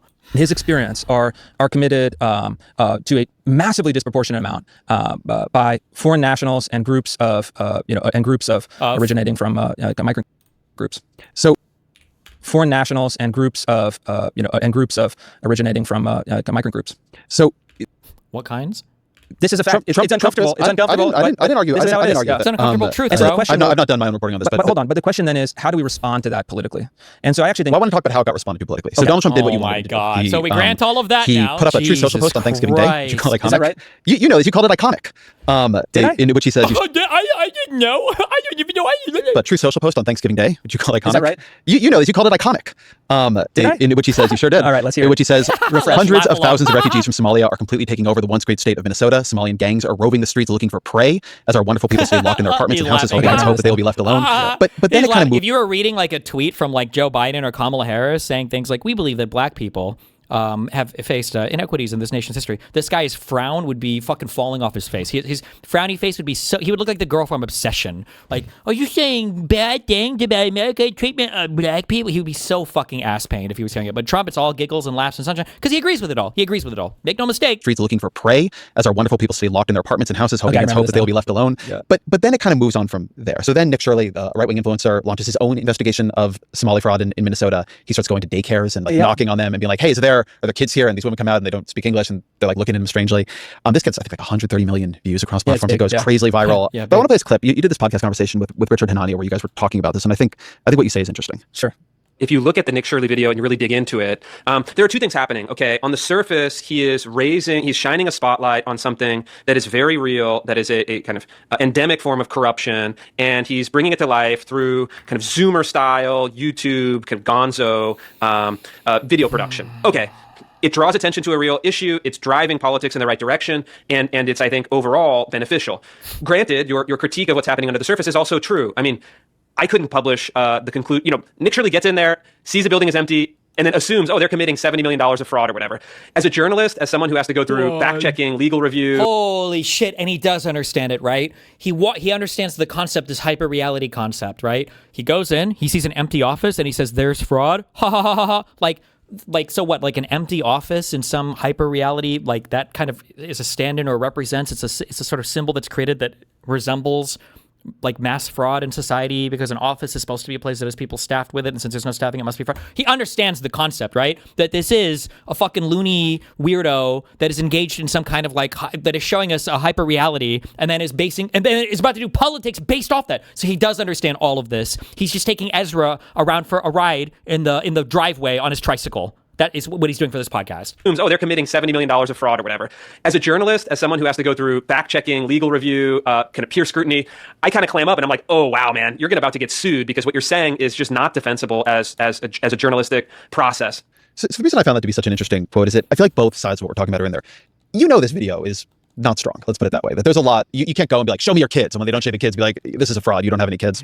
On the other hand, you have this like, contrary feeling that, well, it may not be Did true. You hear that like, this is a fraud. You don't have any kids. Said the same about white people. This guy would be losing his fucking mind. This is also why I hate bigots and racists. They're so fucking fragile. And they think it's so goofy and funny whenever they're making fun of other people and they can't handle anything on their own side. They're the weakest that the white race has to offer every single fucking time. On the other hand, you have this like, contrary feeling that, well, it may not be true, but it puts attention towards something real. It's like in line with where I want politics to go. It does become a huge issue. We'll talk about like what it leads to. Oh my God, you're describing the exact same thing earlier that he said doesn't happen. So I mean, how do you balance that? Yeah, I mean, well, first of all, it's a free country. Everyone has a First Amendment right, and so therefore, you can't say I don't like this for these reasons. Therefore, you shouldn't be able to do it. But I think so the ADL and the SPLC and everybody else has a First Amendment right. Yeah? Hello? Where were those arguments earlier? Remember, the Democrats must act with supreme morality at all points in time. They're the adults in the room. They have to act proper. However, whatever is legally permissible is allowed and should be that way, culturally preserved. It's just another instance, an example of the right being under-institutionalized. And so what I would say is that an ideal, say, outcome or method would be to take someone that has charisma, that has courage, that has curiosity, someone like Nick Shirley, and then integrate that person into an institution to put up those... This did happen. He had official support from X, and he had all of the paperwork and everything that was given to him by Republican Party insiders. This isn't even contested. It's known. The guy that was even in the video in the first place with him, I think was a Republican Party dude, and they tried to launder the same story a year earlier on the local media networks. The same exact claims with the same exact places. This is known. But he's just pretending otherwise because Ezra doesn't know.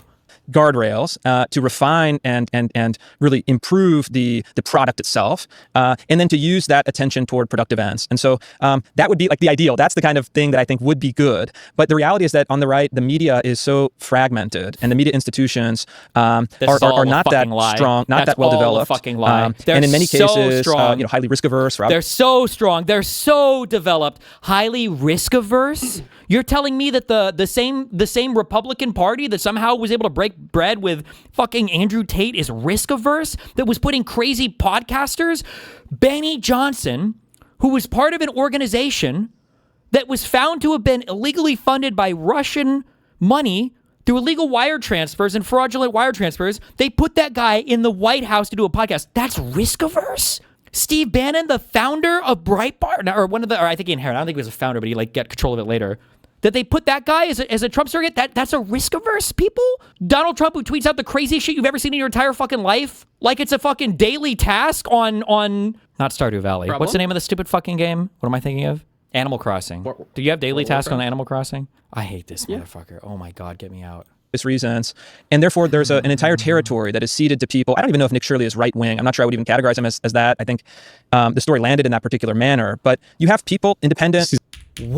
obvious reasons, and therefore there's an entire territory that is ceded to people. I don't even know if Nick Shirley is right-wing. I'm not sure I would even categorize him as that. I think the story landed in that particular manner. But you have people, independent. He's not left-wing. Let's say citizen journalists. I think that was the phrase for a while. There was great hope in the citizen journalists. Love citizens, love journalists. Citizen journalist is one of those things. Like, it sounds good in theory, but in practice there are some real limitations. And so it is what it is. What are you going to do about it? This is the kind of thing where, as an individual, my only reaction is to say, you can put out a kind of suggestion for remedy, but it's not within my direct control. I guess the thing I'm asking, not as an individual, but as an activist and an analyst and somebody influential in the administration that responds to these stories, yours, his, by deploying a giant ICE and Border Patrol deployment to Minnesota. That deployment ultimately, and the fighting around it, leaves Renee Good and Alex Preddy dead. Minneapolis calculated the economic impact of the raids at least around $700 million. Joe Thompson, the acting U.S. attorney in Minnesota, who was leading the fraud investigations, he was quoted quite a bit in your original piece. He resigns in anger after Trump's Department of Justice demands his office investigate Renee Good's wife. So, I mean, to me, I look at all this and I say, like, that wasn't beneficial. This was catastrophic. I mean, it harmed people's lives. It led to people dying. It was bad for the Minnesota economy. Good, the rioter? It led to the fraud stuff getting, completely sidelined. And the person who was pushing it resigning. That this did not go in a good direction, in part because it wasn't based on good information. But now, looking back at the whole thing, do you disagree with that? Yeah, I would disagree. So well, of course, I would agree with certain points, but I would refine them and disagree with others. So, I mean, the fraud work is continuing. The vice president is now chairing an anti-fraud task force. They've significantly increased the manpower to look into fraud. That said, it was a bad strategic decision to deploy force, Customs and Border Patrol, ICE agents, with that kind of force posture, it's a no-win situation. And I was advising against it from even the previous summer. And so in that particular case, I would say it was ill-advised. And I think that finally the administration has learned that. They reshuffled DHS, they reshuffled Customs and Border Patrol. And if you want to create deportations at scale of illegal immigrants, you have to do so in what I've kind of called an invisible manner, in a personal manner. You have to change banking regulations, financial transfers, remittance fees, employment verification to incentivize self-deportation. Because the idea that you could deport people by simply like sending in armored cars with ICE agents on the side is delusional. It's never going to happen. I think there's part of the right that wants that kind of macho imagery, but if you look at the underlying substantive policy that you want to enact, I think it's detrimental. And in fact, the situation in Minneapolis, again, in that sense, did not achieve the stated objective for reasons that I and others had predicted. Pick up on the front. And to me, it's also it's annoying to me personally. What were his tweets, by the way, when ICE was doing their massive deportation, or I'm sorry, their massive deployment out to Minnesota? Was he actually out here saying like, "Oh, this is a big mistake, guys, don't do this"? Was he actually? Because I think fraud, huge winning issue. No one wants fraud. It's a huge problem in the country. If you could just focus on that, you could rally not only Republicans who are traditionally small government, but you could also bring into the coalition moderate Democrats who want good. The courts will determine whether the shooting of Alex Preddy was justified, but we can no, they won't, by the way. But we can put to rest the notion that he was a random bystander or legal observer. He was a radical leftist seeking conflict with law enforcement. This is the Antifa playbook. The guy we're listening to right now. Oh, okay. That Ezra Klein has his assistant sucking off under the table while he's doing this interview. Good governance. And so to me personally, I found it very, very upsetting because it's like, hey, we have this winning issue, focus on the issue, execute the policy at scale, save the taxpayers' money. You're giving someone a nicely wrapped gift, and you just wish that they would take it. In this case, it didn't happen that way. It feels to me like the fraud problem for y'all is bigger than this. According to a Times analysis across the two terms, Trump has granted clemency to more than 70 allies, donors, and others convicted in fraud.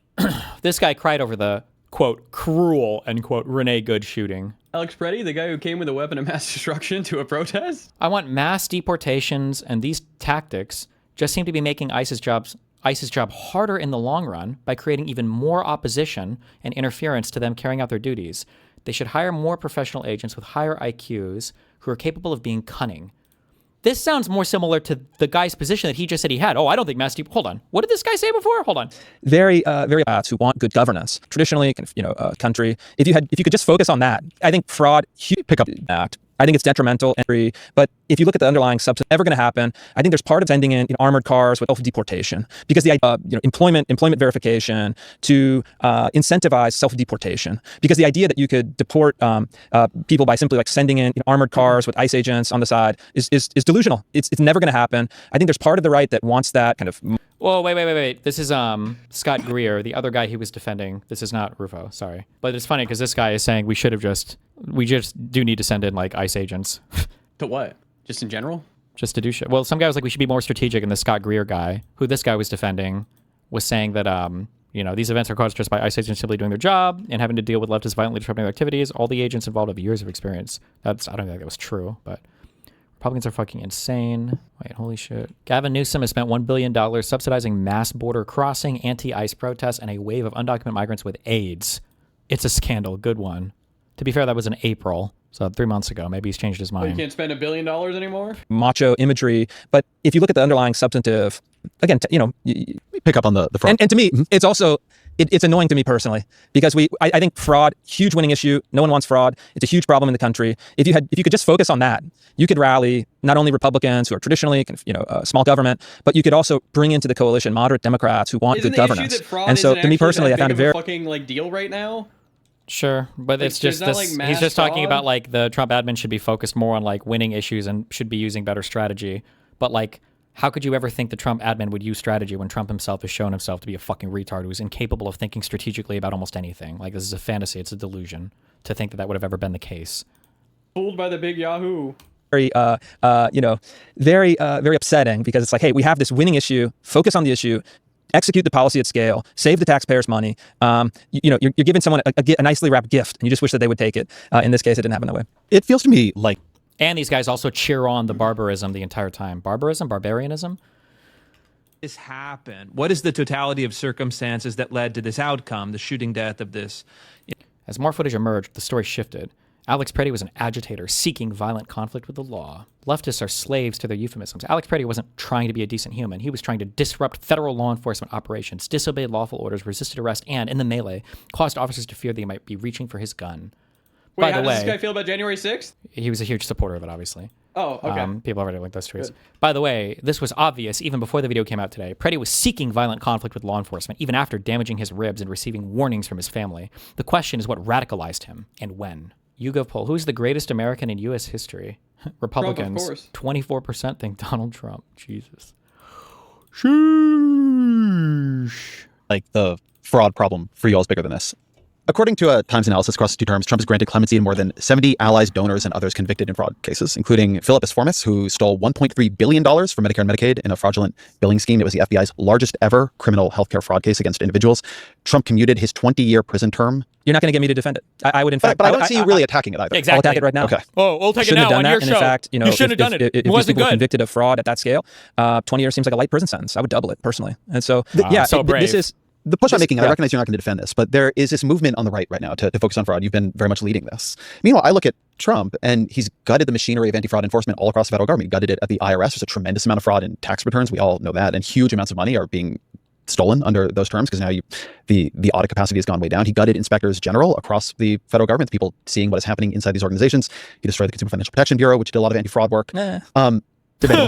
I recognize we would debate it, but what I don't think is debatable is that Trump and this administration have sort of systematically gone across the federal government and taken apart parts of the government that are supposed to watch if the government itself is committing fraud. He doesn't care. And if He likes that. taxpayers That's good to him. and He thinks others it's good. are. I look at the country right now and I see Donald Trump has, like, you like using piracy around the Somalis. I think of the Trump and the Trump family as pirates. I think that they are looting the country for their benefit. I think that that's what the Qatari plane is. I think that's what the crypto investments are. I think that's how Trump and his family have increased their net worth by billions of dollars. And I'm not saying you support it, but I don't understand how you think you're going to have, like, a right that is doing good governance and that is taking these things institutionally seriously and have that be what is happening at the very top. Sure. And let's take pardons as the most concrete example. Biden did a bunch. Yes, I agree. I think you and I would agree. And, I'm political, but in a sense, not partisan in that way. I'm not going to reflexively defend every decision by someone in my camp or the president of the United States. And in fact, a lot of those pardons, ill-advised, shouldn't have done it. And because in the reporting that I've read, a number of those individuals had also been putting money into various lobbies and various attempts to influence and various, campaign funds or committee funds or however the finances work. You create a perception of corruption that is not good and does, in some ways, undercut the good work of combating systematic social service fraud as a whole. But from my point of view and how I have to look at it is, okay, you live in an imperfect world. You don't have ultimate control. My influence is great on the things I care about, on DEI, on higher education, defunding NPR, whatever. Like go down the list of NPR. You've been very fortunate. I agree. But that was one of the top political things of all the things you think of for why I would support Trump. Defunding NPR was one of the big important. Really? That's how petty. That's how much of a fucking loser you are. Seriously. The implicit premise of your criticism, which again I take seriously, and I think it's a fair criticism, is therefore you should give up, you should turn against the good work that's being done. It's kind of canceled out or invalidated because of something that's happening over here. And my personal policy is, let them fuck around a little bit. Where there's necessary criticism, I'll give the criticism, but I'm not going to stop to work in that little sphere of influence that I have to do good. And so, I'm kind of walking the line, right, where I will issue the criticism as necessary, and if that reduces my influence in a certain regard, I'm willing to accept it. And while I would certainly, speak out against, I think the crypto thing was just, and it is ongoing. It's ongoing, yeah. Yeah, their crypto plays are ongoing. Not a big deal, though. It's okay. It's okay. Sure, yeah. And at the end of the day, when I sit down in my office, at 7:30 a.m. every morning, I'm like, all right, how can we win? How can we move the ball forward? How can we do good policy? And ultimately, at the end of the day, that's all that's within my control. And that's the attitude that I bring to the fight. I think you underestimate yourself. The point I'm making is, explain it to me. The point I'm making is actually a little bit even larger than you. Look, the one reason I have you here for this conversation is I think you're very, very good at what you do. I think you're probably the most successful activist, certainly right-wing activist of this era. But maybe overall, you're saying? Huh? Maybe overall, maybe left and right in general. Maybe, right? I'll take it. And look, you and I are not going to agree on a million things, right? My point is not to convert you to my politics. I'm not going to do that. You should try. I mean, why not? I'm trying to convert you. Listen, we talk. Yeah. But I think that the right's inability to hold itself to certain epistemological or institutional standards of, let's not call it neutrality, let's call it impartiality at the institutional level, at the federal government level, what the right is accepting that Donald Trump is doing is insane in my view. Okay. And Ezra keeps thinking that this guy is not aware of what they're accepting and what's happening. And Ezra's like trying to warn him about what's going on. Like, there's got to be a fucking comic you can make in a way that's not just a rape joke, because that's all I can think of. Like, but he's watching the frat guy pouring all the GHB powder. I don't even know how you take GHB. But he's like, dude, don't you realize that if you give your girlfriend that drink that she's going to pass out? How are you going to have sex with her then? Like, I can't imagine how fucking clueless he is. It's crazy to me. Epistemological standards and Nick Shirley stuff is, and some of your things in my view, which go, again, I think you're careful in like the body and then not always in the promotion and the weaponization of it. Why do you think that? You're so careful in your theory, but you get a little bit sloppy when you're promoting it publicly. No, he's not. It's all intentional. How do you not notice that it's all intentional? What do you think? Careful in the written pieces that are defensible, but I think I take the rhetorical flourish too far. And then beyond you, I think there's a generalized view that we need to unleash these passions. There's been too much that has been unsayable, and we need to make sure we can say it all again. And the result of this is like a hydraulic process, not like some future result, but a current result. Where when I look at the Spotify rankings, the right of center figures on the top have become highly conspiratorial, and there are figures like Fuentes Rising, and we need a strong right in this country. Ezra Klein attacked Sam Harris and essentially accused him of racism for not having enough black guests on his podcast, and then gave Chris Rufo the most softball and deferential interview I could have ever imagined. It's actually bizarre. Something is really off about it. Chris Rufo tweets, "Huh?" He just says, "Huh?" No, what? He tweets the GigaChat picture because he knows he fucking played him again. It's always them playing us. Country. I'd ask you a question then. Mm-hmm. Has the New York Times editorial line, right? The editorial line, has it moved more in my direction since 2020, or have I moved more in its direction since 2020? I'm not sure the way you have moved since 2020. I haven't moved at all. Okay. So if I'm the baseline. So I think you're saying it's moved in your direction. Of course. Okay. You look at the big piece on DEI, you had editorialists saying that I was, some sort of villain on DEI. Let's agree. And Let's agree. Times Once kind some of fights. moves back. Let's agree. Once some fights. Yeah. I'm saying that they're like the right, in my view, right, as somebody who I think actually has a good record of criticizing my own, right. I pushed Joe Biden to, when that was like a much more dangerous thing for me to do. Agreed. I wrote Abundance, which is entirely a critique of democratic governance. And where the right has gone, I think is not going to work. And what's interesting to me about you, I think this is the crux of my discussion with Ezra Klein. The left has sought to tarnish the right as a white nationalist movement, but as Klein concedes, it is completely reasonable to, quote, worry about large-scale, rapid demographic change, end quote. This is literally like a verbatim white nationalist talking point. Large-scale, rapid demographic change. Why would you even use this framing? Like, it's just... Right now is I'll watch your show and I can see you and your co-host wrestling with these questions. Sure. Right. I don't think you're comfortable. Oh my God. Ultimately, there's like two problems that I see the right having that it really does not know how to solve. One problem is its attentional sphere. Yes. Is pathological. Parts of it are. Yeah. Parts of it are. And it doesn't have a lot of institutional strength there.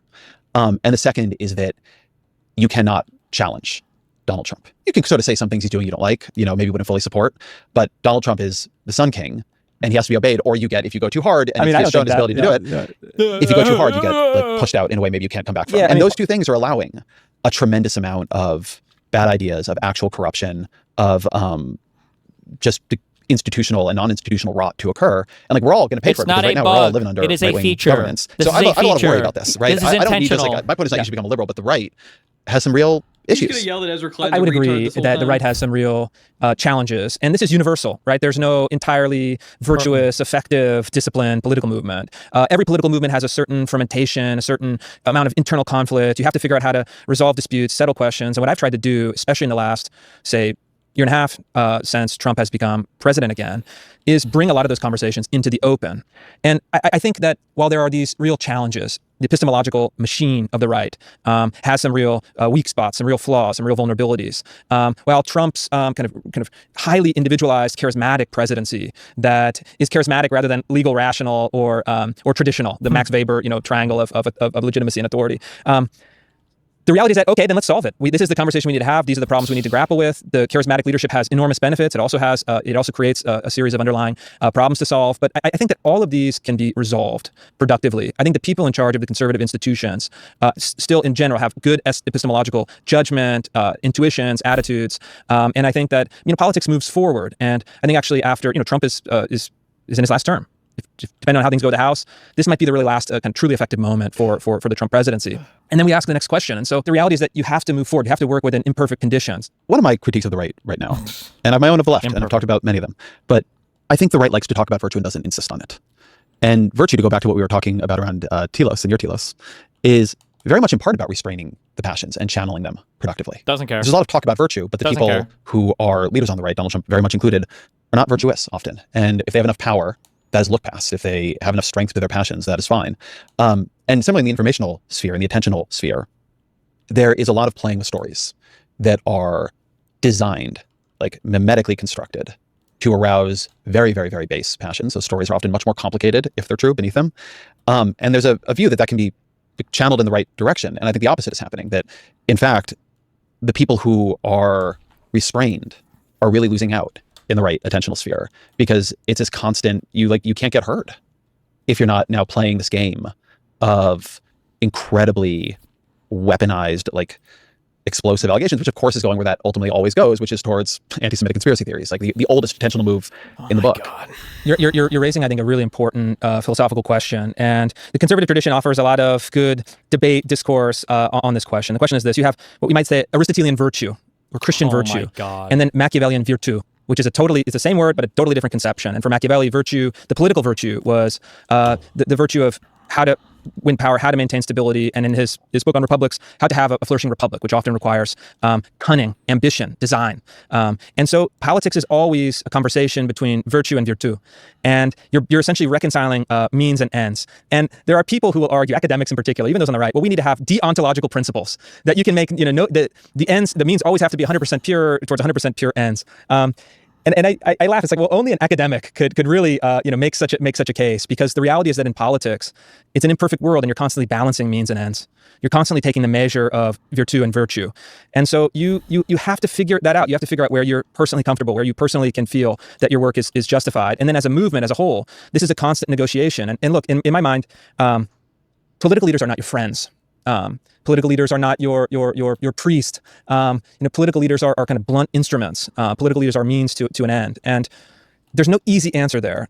There's no immediate answer there. But what I would say is that those are the people that are my compatriots, the people that I'm fighting every day alongside and along with, are high integrity people, very smart people, conservative institutionalists who understand the moment, who understand that we need to kind of deliver tangible political victories. We can't retreat just to abstract speculation, and who, look, we're playing the game. And in my view, the game is simultaneously to improve our own capacities, but also to win in the arena. And so I oftentimes, and this conversation is interesting, because oftentimes you're moving forward. All right, what are we going to do? How are we going to hit this? Where are we going to push next? What kind of victory is available?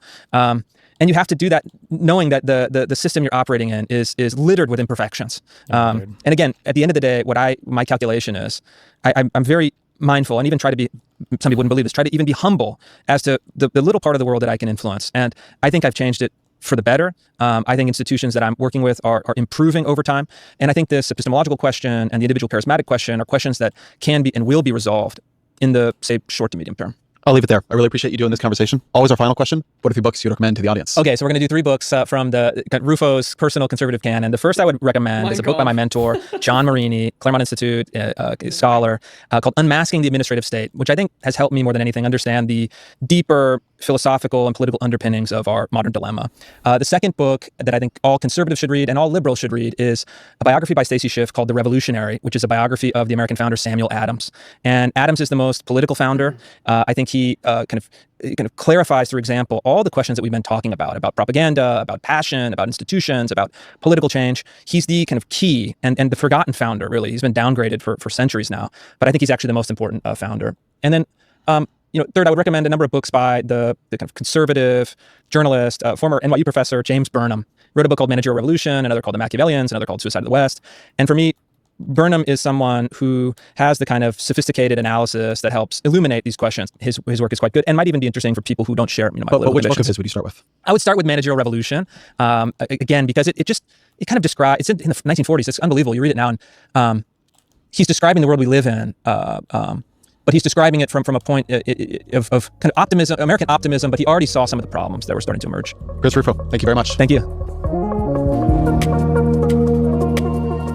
Canceled it. Nice.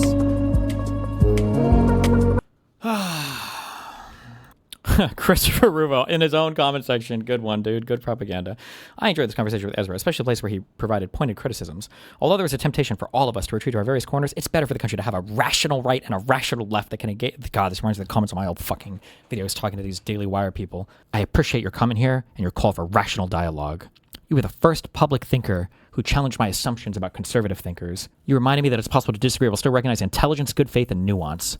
Unreal. I wonder how an average like New York Times like listeners, viewers, like do lib left people feel like they're represented by shows like this, or do they get like super triggered? I have no idea. Can I not see anything, or all? Really enjoyed this interview and found it highly informative on multiple levels. Rufo squirmed out of any real accounting for the Trump admin's many outrageous ethical transgressions. True. The leader of your movement, our corrupt and criminal president, one of the most despicable human beings ever. True. I got mad about the idpol section. Remember to hit that like and subscribe, and don't forget the notification bell so that my videos show up right in your feed.